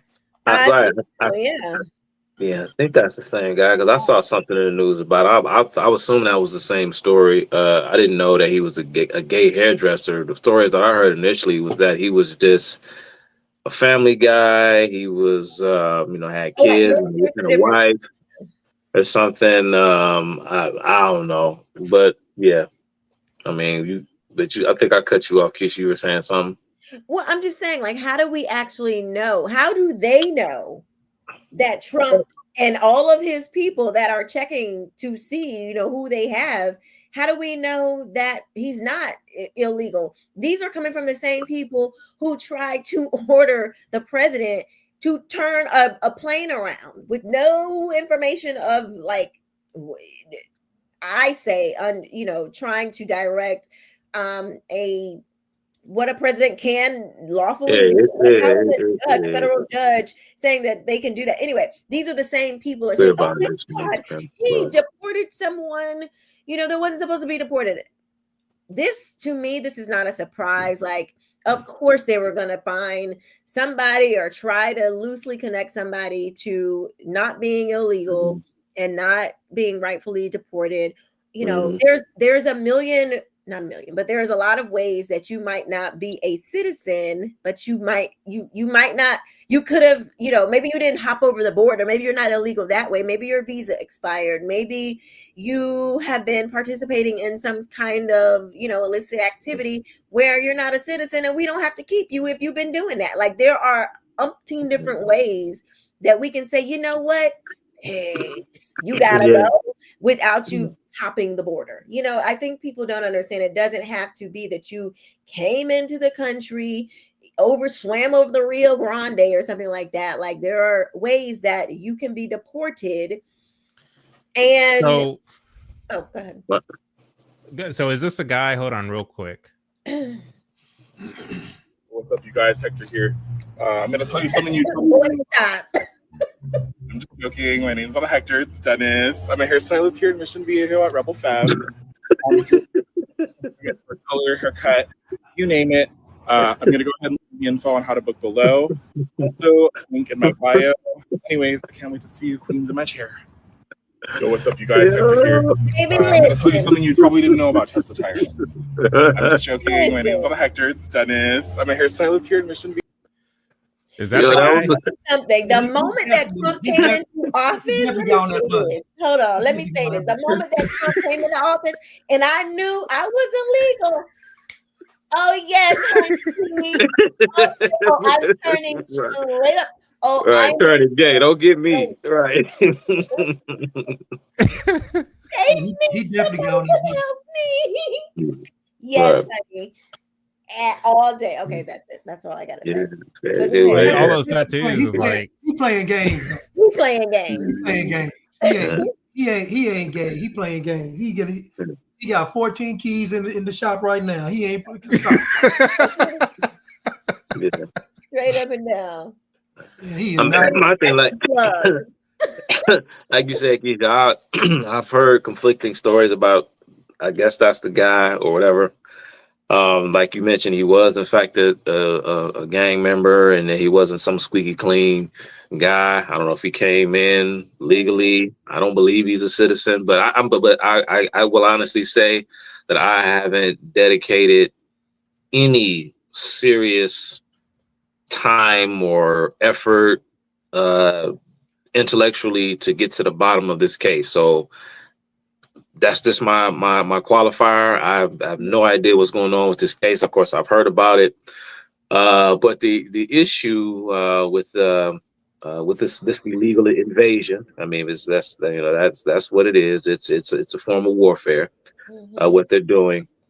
If let's just give the situation, I guess, or to give those or the people in the clip, Joe Rogan and Konstantin Kessin, who I happen to like, just give it the benefit of the doubt and say, yeah, this guy was wrongfully, they want to say snatched up and taken, like he was woken up out of bed and somebody put a black bag over his head and thrusted him into a van, and next thing you know, they pulled off the blindfold and he was in a totally different country, getting waterboarded or something. I mean, whatever. But I mean, let's just say if it happened, it was an accident, it was a clerical administrative error or whatever, I mean, the situation is so I mean, we've reached a crisis point. And of course that doesn't mean that it just doesn't matter if anyone who just looks like they're a foreigner, just take them away. No, I'm not saying that. And the thing is, I don't believe the administration is taking that approach. Now, if a administrative error, if a mistake was made, and there have been mistakes made by, I mean, just all over the place in government at every level since time immemorial. If this was an unfortunate error, then so be it. But I do not believe, like when we started off talking about, if you criticize the administration, doesn't mean that you're siding with the left, because of course the left will take this story and run with it and say, see, this is what's going to happen. And, Trump just wants to, eradicate and get rid of all foreigners and, Christian or white nationalists. See, he's a white nationalist and all this stuff. That's not true. And I don't believe that if this was an honest mistake, that this is something that's going to continue to occur. I certainly don't believe that deep down inside the Trump administration wants to rid the country of all folks of, Spanish speaking origin, that he wants to put blacks back in slavery. You all have seen that clip of folks talking about, Trump has just legalized segregation. We're going back to segregated lunch counters, and we're doing this and we're doing that. I celebrate that too. I said it. About time. Oh my gosh, Blanche. But I don't believe white superhero. That is hilarious. Hilarious. The Aryan Avenger. Yes, that Antonio were dying laughing. That was so funny. Sorry. But that's all I gotta say about that. It's just I'm not concerned with it. If it happened in error, it's unfortunate, and I know it will be corrected. And I don't suspect that this is going to become a systemic issue within the administration. Of course, I still support the policy of deporting all illegals, potentially the violent ones with criminal backgrounds, and I stand on that. I'm going to continue to support that. Get rid of them. Get rid of all of these Palestinian Bolsheviks on our college campuses and elsewhere, or here on student visas, who are inciting violence and insurrection on American campuses and turning them into hostile places for students who disagree with them. I'll get rid of each and every last one of them. Like the one kid, the Khalil, so on, so and so. Yeah, Get rid of all of them. Out of here. Bye. Y'all wouldn't even want to know my illegal immigration policy. Yeah, you don't want no mind either. Y'all would be begging. I don't know why this illegal immigration. It bothers me like really, really bad. It bothers me on the same level as like the race idolatry stuff. Like the illegal immigration. You know what? Because it's like you are just. You feel like you are entitled to somebody else. You're stealing. That's what I equate it to. You're just stealing. You're just bum rushing somebody else's stuff. And you sound like Jamal Bryant. Who? You. Anyway, we're about to talk about him in a minute with his. Oh, hold on one thing. So they already mentioned that 90. I forgot the guy's name, but he mentioned that 94% of the people that they have going after have been folks already labeled by the Biden administration. They didn't just go in and find; they were already labeled. So it was easy. That's why it's so easy to round them up because they already got the information on them. So everybody's trying to make it seem like Biden and them could have did this. They didn't want to. He let everybody in the country. Right. True. Yeah. Yeah. And, I think we have think about it. We have to have a lot of information on these people. They had freaking the app. There's probably all kinds of bio information, all of these, you got to use your face to sign in, and they got phones. And I'm sure we have tons of data on these people. I'm really not too pressed about them rounding up like some American citizens that's been in America for like their families been here for like hundreds of years. Right. Like, come on. Not saying that they're going to do everything perfectly. I'm sure there will be mistakes, but I just seriously doubt that they make a mistake like that. Like, y'all remember the movie with Jim Carrey? What is it with what was that movie when he lost? The Mask? No. He loses his job and Ace Ventura? No, him and his wife started going around robbing people. Yeah. Oh, that's a remake. That's a remake from a 70s film. Yeah. It was hilarious. And they think he's illegal. Somebody hit him in the mouth. And so he's like, they think he has an accent. And then he calls his house to get his wife to say that he's an American, but his Hispanic housekeeper answers the phone. Oh no! And then and she's been teaching their child Spanish, so the little boy's like, "Hola!" Like, get your behind in the van. Yeah, I remember that. Yeah. All right, you guys. But yeah, man, it's just people panicking, man. Just calm down. Yes. All right. Speaking of Jamal Bryant, as if we couldn't get enough of the so-called preacher with the communist fist on his pulpit. Let's listen to him some more. Ladies and gentlemen, I ain't even mad. I feel bad for the brown people who thought they were better than black people, who are now facing deportation. I feel bad for the white women who didn't realize they were the real DEI hires and were going to lose their job. I feel bad for Columbia and Emory and Johns Hopkins losing $300, $400, and $800 million, but HBCUs ain't never had that kind of money. I feel bad for the Tesla dealerships that got to close because they lost $900 billion since December because they forgot it ain't electricity, it's people that power this nation. I feel bad for them. A little bit. 300 years of degradation. 300 years of being marginalized and ostracized. 300 years of being castrated and lynched. 300 years of having voting rights diminished. 300 years of having inequitable education opportunities. 300 years of medical apartheid. Now Target, Walmart, McDonald's, John Deere, Amazon feel like this is going to break us. This is not our first rodeo. But the thing that they can't understand is after everything that we've been through, we still got our hope. torture you've been through in the last 45 days, mental torture you've been through, that now segregation is legal again, the emotional torture you've been through, that every police officer's record has been cleaned, the torture that you've been through, that now teachers got to second guess, can they teach their own history to students that look like them without losing their funding? Can you imagine the torture that you've been through just in the last 45 days? That many of you, your children will no longer receive free lunch beginning in August. The torture that you've been through. This is a lie. God.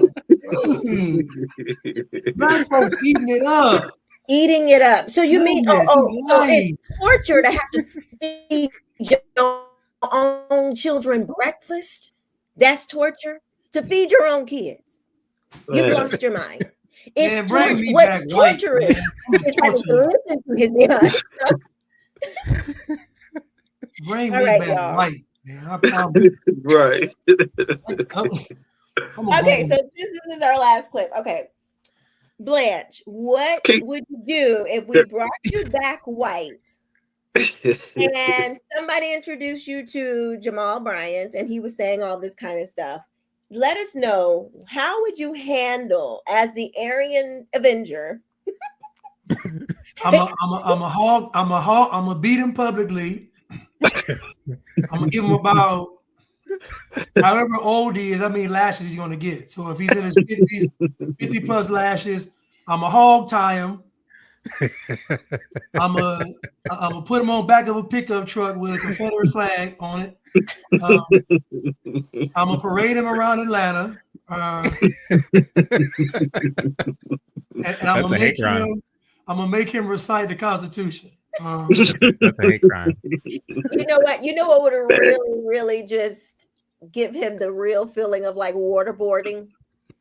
Take him to Mar-a-Lago and make him sit in Trump's office. Like, just take it, just let him pass, let Trump just pass by him. He will literally have his head would probably just explode. He would be so just out. I don't know that. I don't know, Keisha. I don't think he believes the things he says. You don't think so? I don't think he believes the things he say. I think he run a game. He run a game. Yeah, I think he's hustling. He's hustling. He knows that his congregation eats this stuff up, and he's just giving them what they want.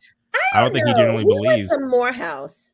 He went to Morehouse, true, but I mean, he has two Oh, daughters. he virtual? What that mean? He went to Morehouse. So did King. What that mean? No, I'm set. That's why he believes it. Yeah, I think that this stuff is deeply. A lot of people who are connoisseurs of HBCUs would argue that Morehouse is actually the most conservative or among the most conservative of HBCUs. So I mean, just insofar as you have professors on staff, of course you have some Marxists on staff at Morehouse, but then too, I know people personally who went to Morehouse who would argue that no, I mean we actually had like real debates over whether Du Bois or Booker T. Washington's program was the correct way to go, and there's professors that believe that Booker T. Washington had the right answer. And so again, I mean, you do have indoctrination mills like Howard and like a lot of the HBCUs that are out there. However, from what I hear from people who actually went to Morehouse, it's not as clear cut. We believe in this Marxist ideology. Yeah, were they black? A little less because it's men. Like, it's probably a little less. It's not Keisha. Chad, were they black? Yeah, they were. They were lying. So, Morehouse, a few years back, Morehouse had a problem where the men on campus were cross-dressing. Oh wow! They had a huge issue with them cross. So Morehouse is not. I don't know what they told you, but trust me, Morehouse is not what they talking about. Morehouse is just for real, Chad. Like they have panels online where the ministers on campus are literally talking about how you can be gay and be a pastor. They also had Biden delivered the commencement speech last year, I believe, if it wasn't last year or the year before. So I don't think I can't remember last time they had a so-called Republican, but that's neither here nor there. I'm just telling you what I heard from people who went to more. I got you. I'm just, I think he believes this. I do. Like, I think maybe, but I think he's hustling. No, I really think he's running game. Keisha, you know Jamal Bryant is a hustler, man. Stop, Keisha. No, I do. I think he believes. He don't believe the gospel. He talking. He don't believe this stuff. He got all kind of babies out of wedlock. He ain't thinking. No. I mean, but I think to me, I think that comes. So how I see communists, like, it's deception and lies and all that. It's like they excuse those things. Like, it's kind of built into their mindset. Like, okay, well, we can excuse this over here because it's all about the agenda. I do think. I think there is, I think he do want to sell weed at church and hustle and make money. Yeah, I do. But I think he believes this stuff. I really do. I don't think he's secretly like, yeah, America's great. You know, Trump is really, or conservatives are really great. You know, I don't think he thinks that. I mean, he's definitely utilizing the principles of America, taking advantage of the opportunities that are in America. According to him, he has 2 daughters in college, both of whom have 4.0 GPAs. Again, this is according to him. Well, there's no standard in academics anymore anyway, so 4.0 ain't even in. Well, the where I'm going with this is he went to Duke University, so his parents apparently worked hard enough for him to get into Duke. He, is in a certain tax bracket that is more, that is above many of those in his congregation. And so when you look at the fact that he is taking advantage of and utilizing the opportunities within a free market economy, or at least what is left of a free market economy, all the while preaching Marxism from the pulpit, this to me is enough evidence to show that he doesn't really believe in a lot of the things that he's espousing from the pulpit. But think about Bella Dodd, Chad. Remember in her book when she was talking about how all of these rich people, like, I'm still reading, but as she's going along, she sees all of these wealthy people and they are loving the communists. They're giving money. They're supporting it. A lot of communists are wealthy. They like them having wealth. They use their wealth to fund their stuff that they believe. Anyway. I don't think he's on that level, though. I don't think he's on that level because the difference between someone like a Jamal Bryant and a Stanley Levison is that Stanley Levison was like he had a knack and a gift for making money, and he would turn around and use that money to fund communist front groups and different causes to further an agenda that he genuinely believed in. I don't think that someone like a Jamal Bryant is anywhere near that level of sinister. I think he's just a hustler. He's just a hustler is really all he is. And so, I do think that there is a bit of a difference. I think I'm kind of arguing against my own argument by saying that he's not like on that level of sinister. But I do believe that one of the I guess marks of a hustler is they can sell you something knowing full well that they're scamming you. And not really believe in the product that they're selling you. So to that extent, I do think that he doesn't believe what he's preaching. Yeah, and I don't think Nancy Pelosi is communist. I don't think Chuck Schumer is a communist. I think that they know what's going on, but they're playing the game. I don't know about Jamal Bryant. I don't know about a lot of these truly the lower level people. I think they are the cannon fodder. I think they are the useful idiots, and I don't know. I think he believes it, but I could be wrong, I could be. Blanche, you want to read the super chats? Okay. What do you guys think? Y'all think, let's see, some people think he's a pimp. I got Pamela says he's a pimp. We got C777, a con man communist. I like that. That alliteration there. Man, does he preach at all? Jamal is a gangster pimp. No, he's not. All right. Okay. There we go. So can I say this before Keisha? So I think that with people like Jamal Bryant and Roland Martin, like they believe that white people are racist. Mm-hmm.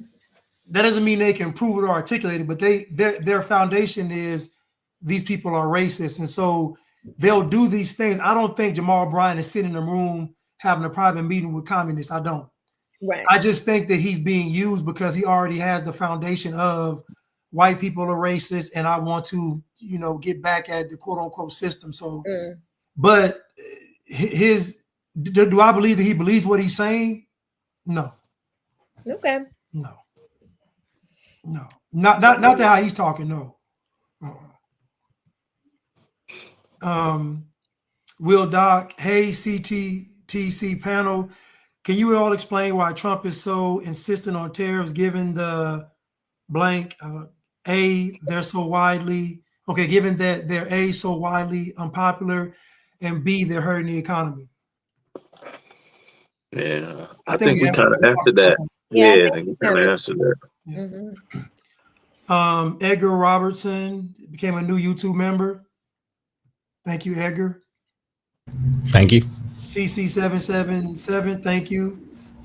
CC777, good evening to the panel. Hope all is well. Thank you. Ty, you're looking at Wall Street and not Main Street. He's resetting Biden's dreadful economy, which will bring some pain to Wall Street, but benefit Main Street. I don't know, man. My Main Street or my Wall Street? I don't know. I never heard of Main Street. That's dude. Because Wall Street, Main Street, he's arguing. Yeah, I know what he's getting at, Chad.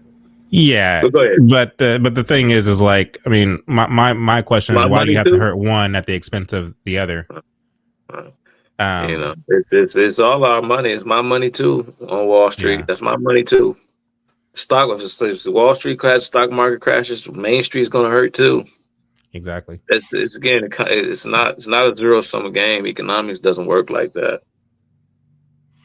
Hugo Lopez, I think the confusion is people assume that tariffs are the end goal when they're not. Instead, it's a starting point. Besides, we're still projected to bring in about $700 revenue in a year's time. I'm assuming that's $700 is not enough. I'm assuming it's $700 billion. I don't know. I'm assuming. I mean, like I said, I've said it over and over again, but it can't last. It can't. I mean, if it sets and it remains, because it stays that way. Now you're going to pay more for goods and services, but you're just going to have to adapt. But until we get some kind of system, some sort of predictability, then it's going to be hectic. It's going to be cash. You're going to see a cutoff of liquidity. And that's going to hurt investment. It's going to hurt a lot. But as the guy said, it's just not the end goal. It's just the starting point. And this is how it was sold. But again, on the other hand, Trump is saying such things as to suggest that he thinks tariffs in principle are just a good thing. And they're not.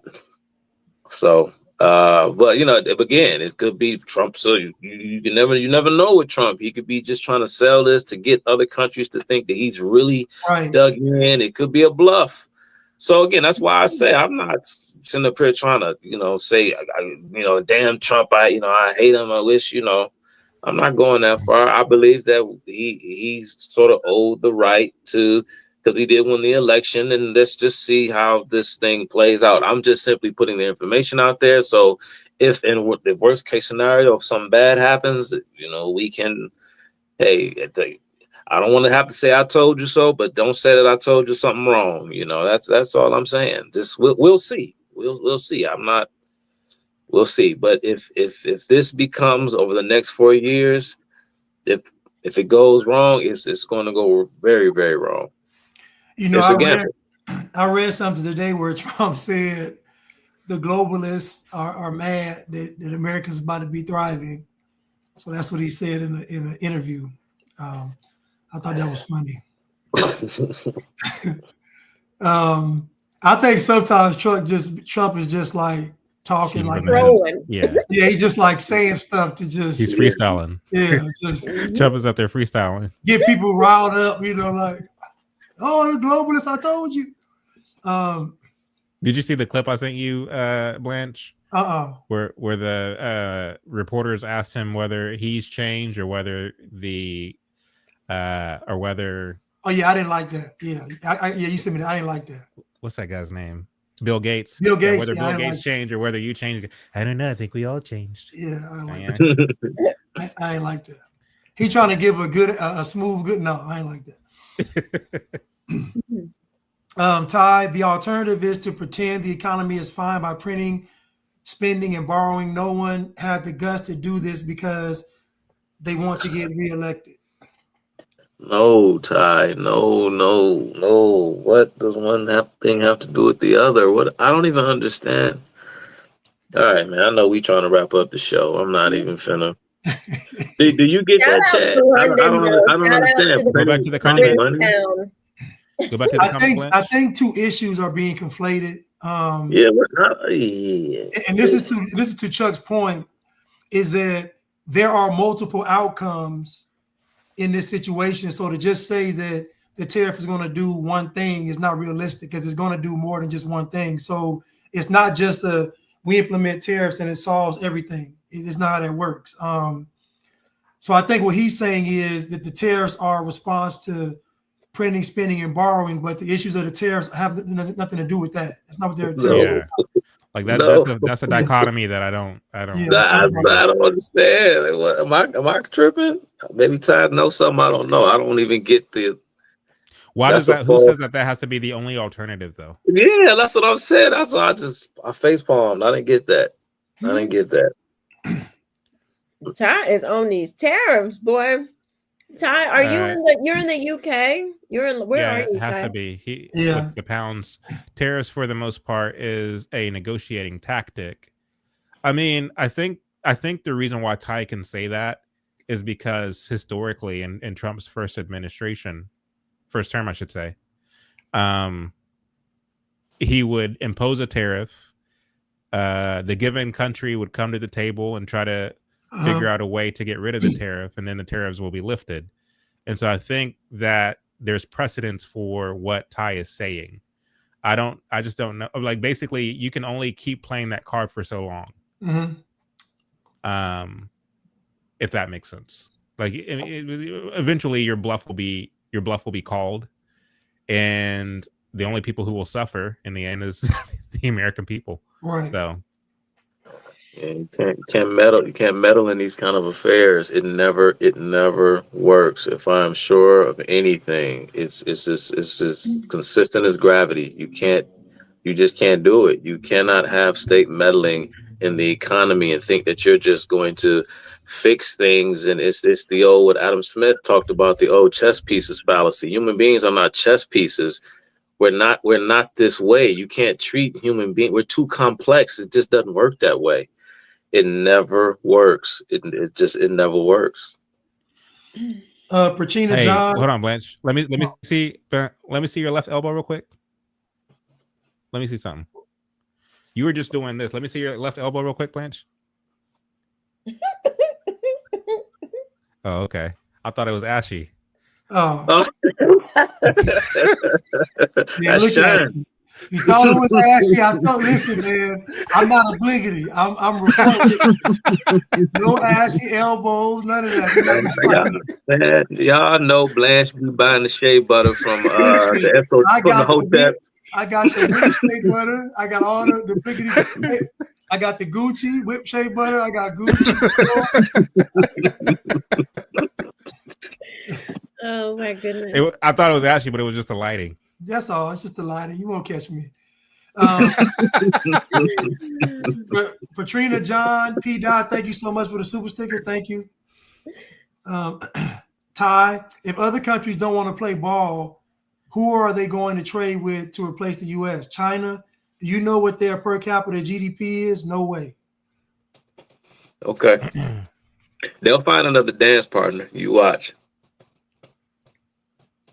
Then Ty says, thank you, Ty, for you wanted to converse with us and get his Yes, money. thank you, Ty. You can deregulate. Now listen, y'all. This is how y'all debate. You paid to debate. This is what we want. Speaking of tariffs, so this is y'all tariffs.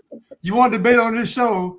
Pay this super sticker tariff. Hey, what's the exchange rate with pound? What is that anyway? I'm not sure. You can deregulate and tariff. It's not exclusive. I mean, technically, you're right. You can. Technically, you're right. What we're arguing, or at least what I'm arguing, I'm going to speak for Chuck, is that the tariff is actually counterproductive. Deregulating is, in my opinion, more productive. That's as simply as I could put it, quite frankly. And the thing is like there's a lot of material out there that one can look into to really understand tariffs, how they work, and then too historically, how they work either to the benefit or the detriment of a nation. So, and again, Ty, I mean, I would venture to say that you probably have already looked into that information and have come to a decision, but I simply disagree. I don't think that tariffs are a good thing. Jerome B, thank you for the super sticker. Really appreciate it. Ty you. Again. This is about bringing cheap manufacturing back to the U.S. using AI to outcompete Chinese slave labor before they do otherwise. It's all over. Well, that I have to strongly come against. Again, we I don't want to relitigate or rehash about the whole manufacturing thing. I'll just keep saying it until I'm blue in the face that the way that you bring labor back to the United States is by way of deregulation. But are you saying that, using AI? So I mean, we do see Trump trying to get access to raw material or raw earth there in Ukraine.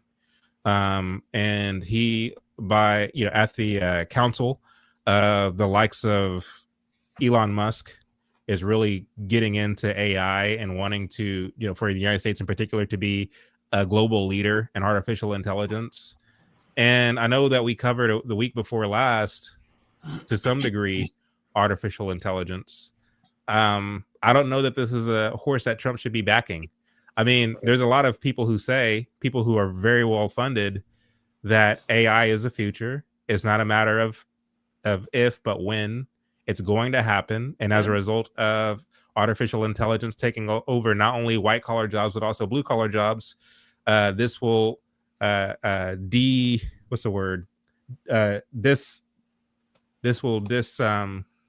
displace the American worker. And when an American worker is displaced, we need to begin to talk about policies that will help keep the American people funded. And this is why we would need to, impose a universal basic income. So this is kind of all of the stuff that they're talking about, that they're gearing up for. So it makes one wonder, why would someone who's supposed to be a conservative, anti-Marxist president who said that America will never become a socialist country, why is such a president helping along the ushering in of artificial intelligence if America is never going to be a socialist country? You know what I mean? I mean, we hear the conversations that the likes of Bill Gates and Elon Musk and others are having. They're having it in our faces, talking about the future of artificial intelligence, the displaced worker, and the necessity for universal basic income. Like, they're having these conversations in our faces. And so for the president who said America will never be a socialist country to be assisting with that, it makes one scratch your head and wonder why. At least for me. I don't know about you all, but for me, it's something just not adding up with this.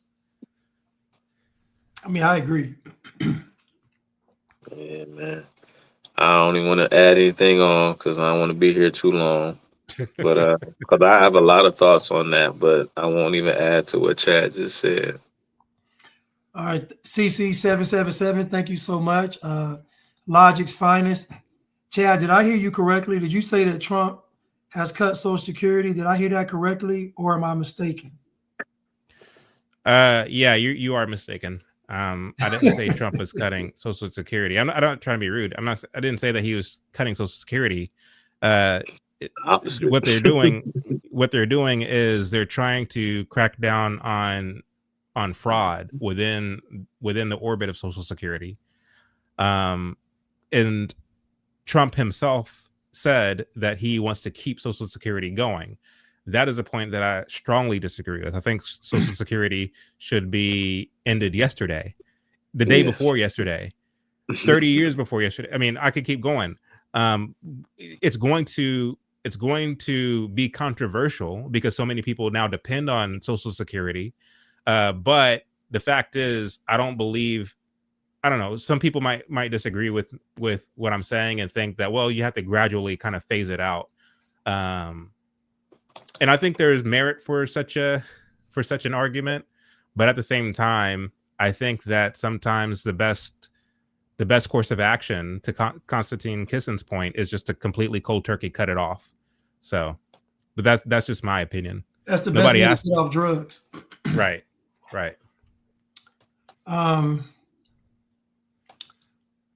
Thank you, Logic's Finest. Will Doc, do you all buy Trump voters having buyer's remorse?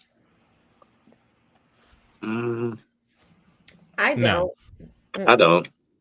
No. In the same way that in the same way that so-called conservative content creators get all joyful and gleeful when a leftist says something halfway conservative, so too do liberal content creators get all gleeful whenever someone who is on the right says something critical of Trump.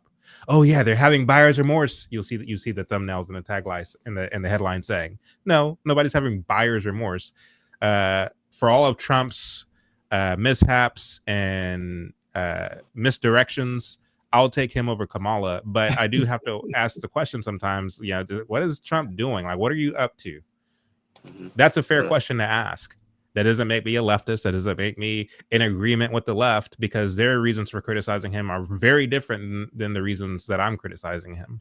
But again, these kind of click chasing Republican and Democrat influencers, I mean, their job is to shake their pom-poms when somebody says something that sounds like it agrees with their take, and that's basically all it is. Yeah, exactly. Thank you, Will Doc. Dayon says, is Jamal Bryant a hustler? Of course. Does he believe in what he's saying? Of course. What else would he believe? I mean, I don't think that Jamal Bryant believes this stuff to the extent that he believes it, because he does get in that pulpit. Think about, he said now segregation is legal. That's just a lie. It's just, so the stuff he's saying is, he knows it's not true. But he's saying it because he knows it go viral. The collection plate's coming around soon, so he knows he can get some more money. Like, he knows all this stuff. So he don't believe this stuff. Not to that extent.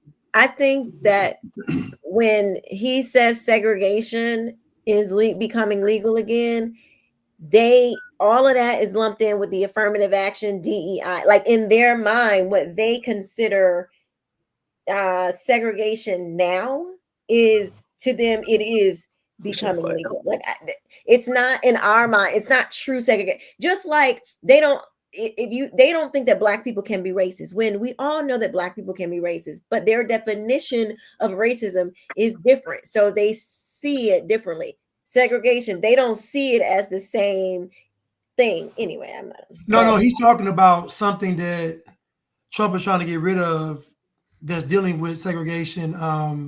It's like a little clause.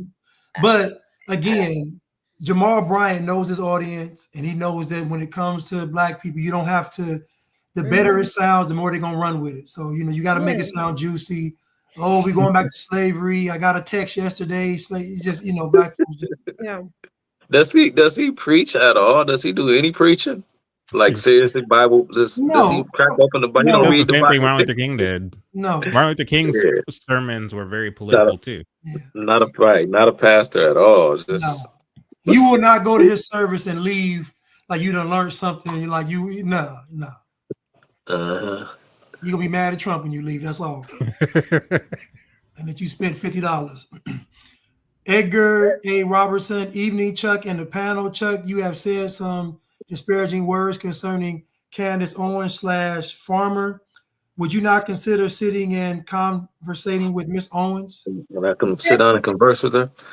I guess I guess I would. I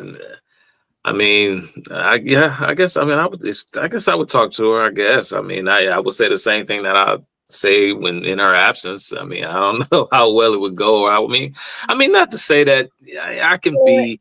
I can be polite. I think y'all be able to talk. Y'all be able to have a conversation. Y'all be able. They would, but I do believe that it would need to be virtual. I would not recommend.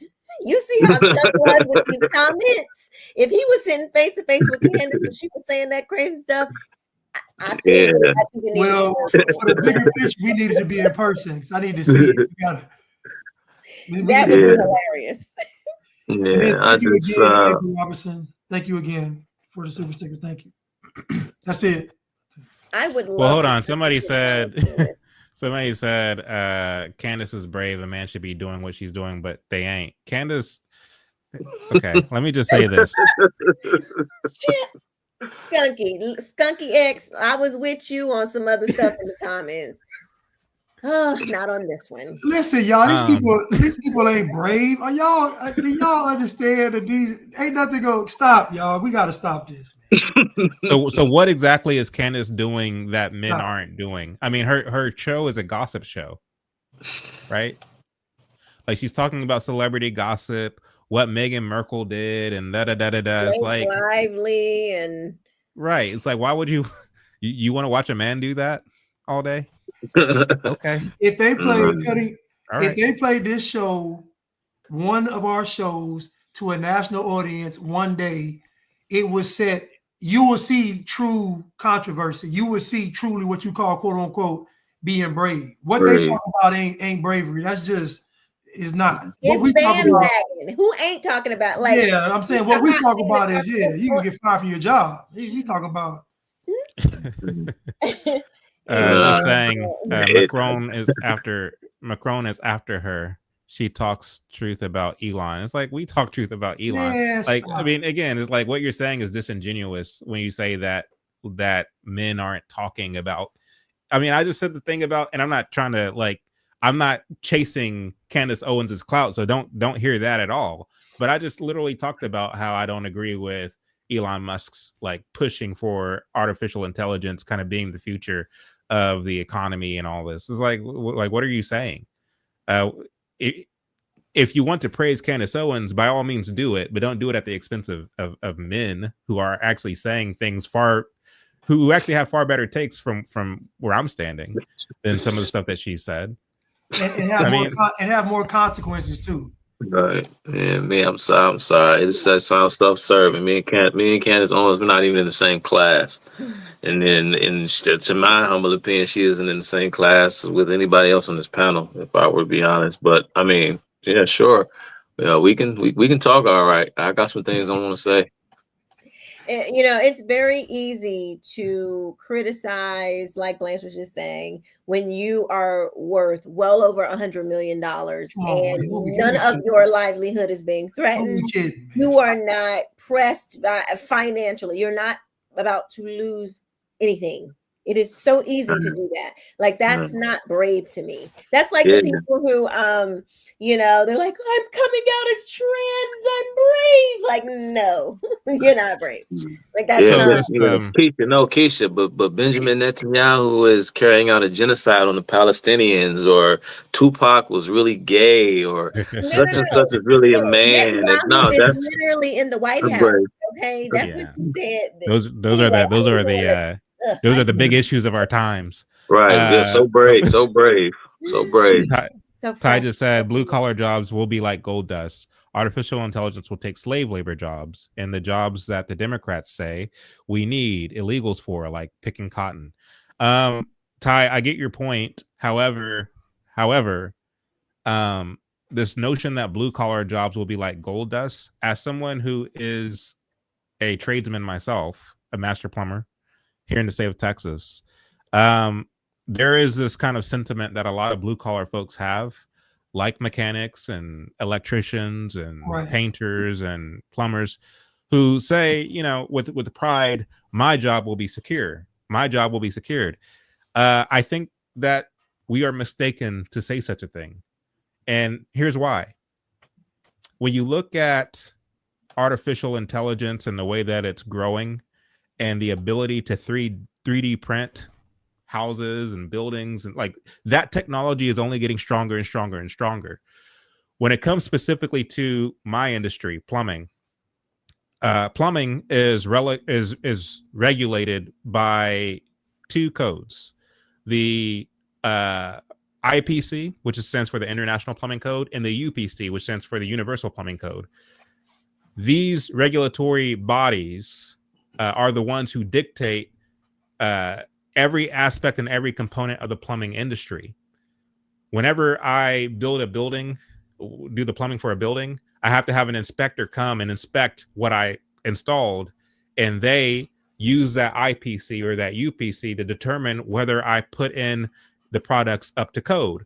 Now, all it takes in order to basically do away with a human tradesman is to simply rejigger the way in which the plumbing industry is supposed to be regulated, the kind of materials that we can use, such and so forth. When you look at the fact that you already have infrastructurally these regulatory bodies that are in place, and you look at things that are going on with result to or in relation to climate activism on the other hand, all it really takes is for these regulatory bodies to, in the name of climate activism, say that we have to completely do away with the materials that are being used right now to install plumbing.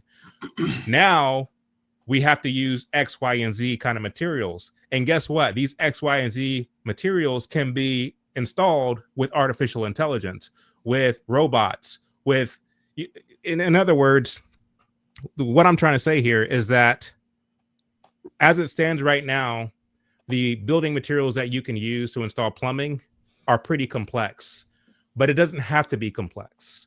If you rejigger the system to where you simplify it, to where a certain kind of materials can be used and nothing else can be used in its place, and you make it to where a robot can install said materials, to where it doesn't really take the complex brain of a human being, you now have a system where robots can install entire buildings without the need of physical hands to do the job. And so as it stands right now, yes, infrastructurally, you have to have a blue collar person, a tradesman who knows the trade to install the building or what have you. It doesn't have to be that way, because all it takes is change in regulation. So that's number one. Number two, when you look at the way cars are manufactured these days, it used to be, if you look at the old black and white footage of the assembly lines, people working, building the cars, you have this guy adding this and that guy adding that. It's not that way these days.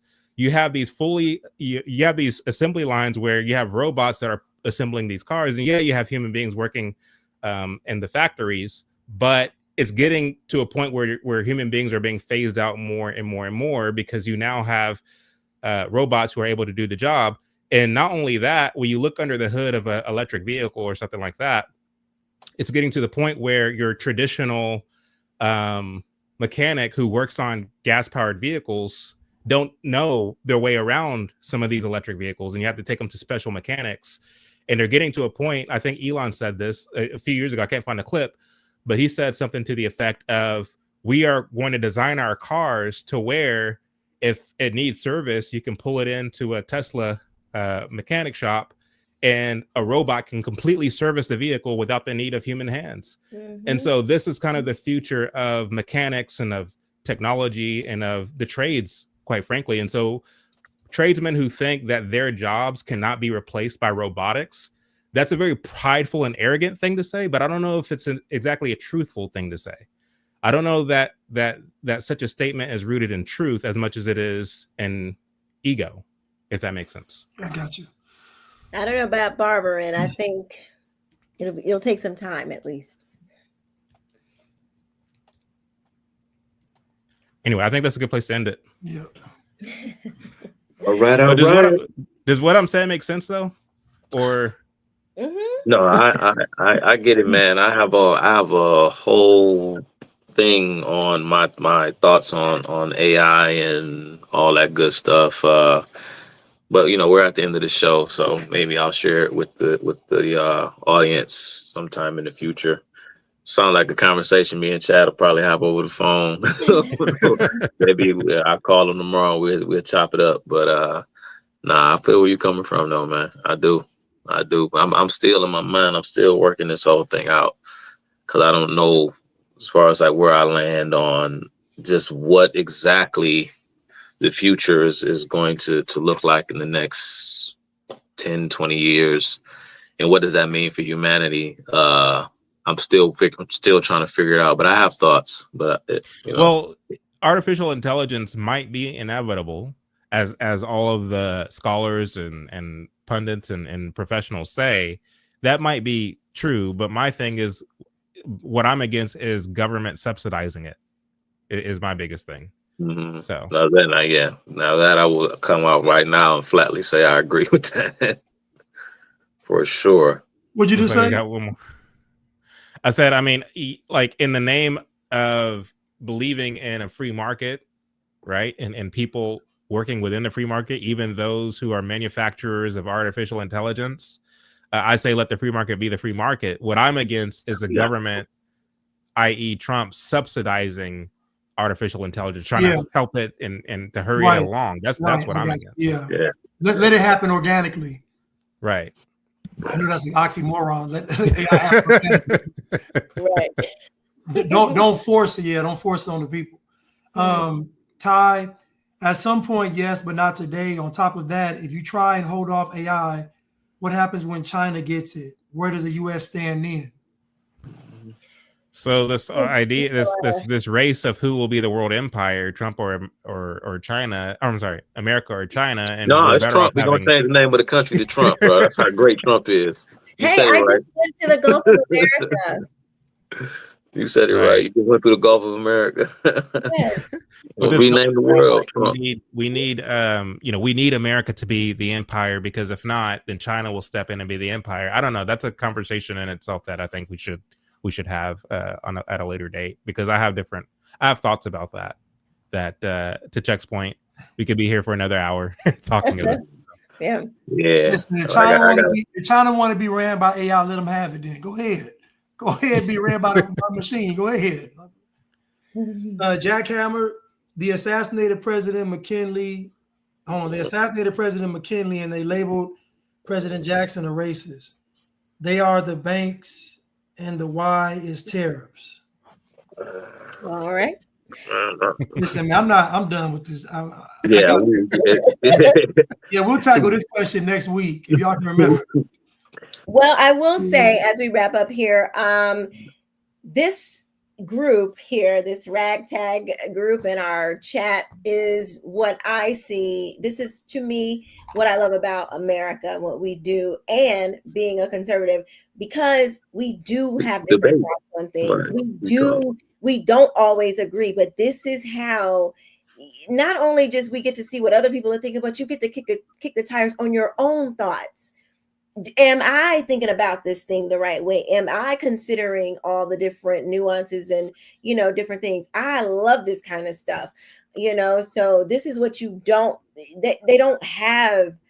I'm not trying to make this a left-right thing, but they just don't do this on the left. Like, this is not something that they're not made that way, but this is how America, this is what we were supposed to do. This was the idea. So I love it. I think it's great. I like that there are differences, and because we don't know. And anybody who's trying to act like that they have all the answers, and even with Chad and Chuck, who and Blanche, who know a lot more about this than I do, they're still like, we'll see. They're still like, I like that, but got some facts to back up their opinion. And I think we should strive to have more conversations like this and be open to what other people are thinking on the thought. And you don't, just because you disagree or have some, points of contention, it don't mean that, you're validating the left, which is what the mainstream media is trying to turn all of our disagreements into, making it seem like we somehow abandon our convictions. We have not. But thank you guys for watching. Thank you to Thank you. Tiara and CC777 for moderating. You guys were fantastic.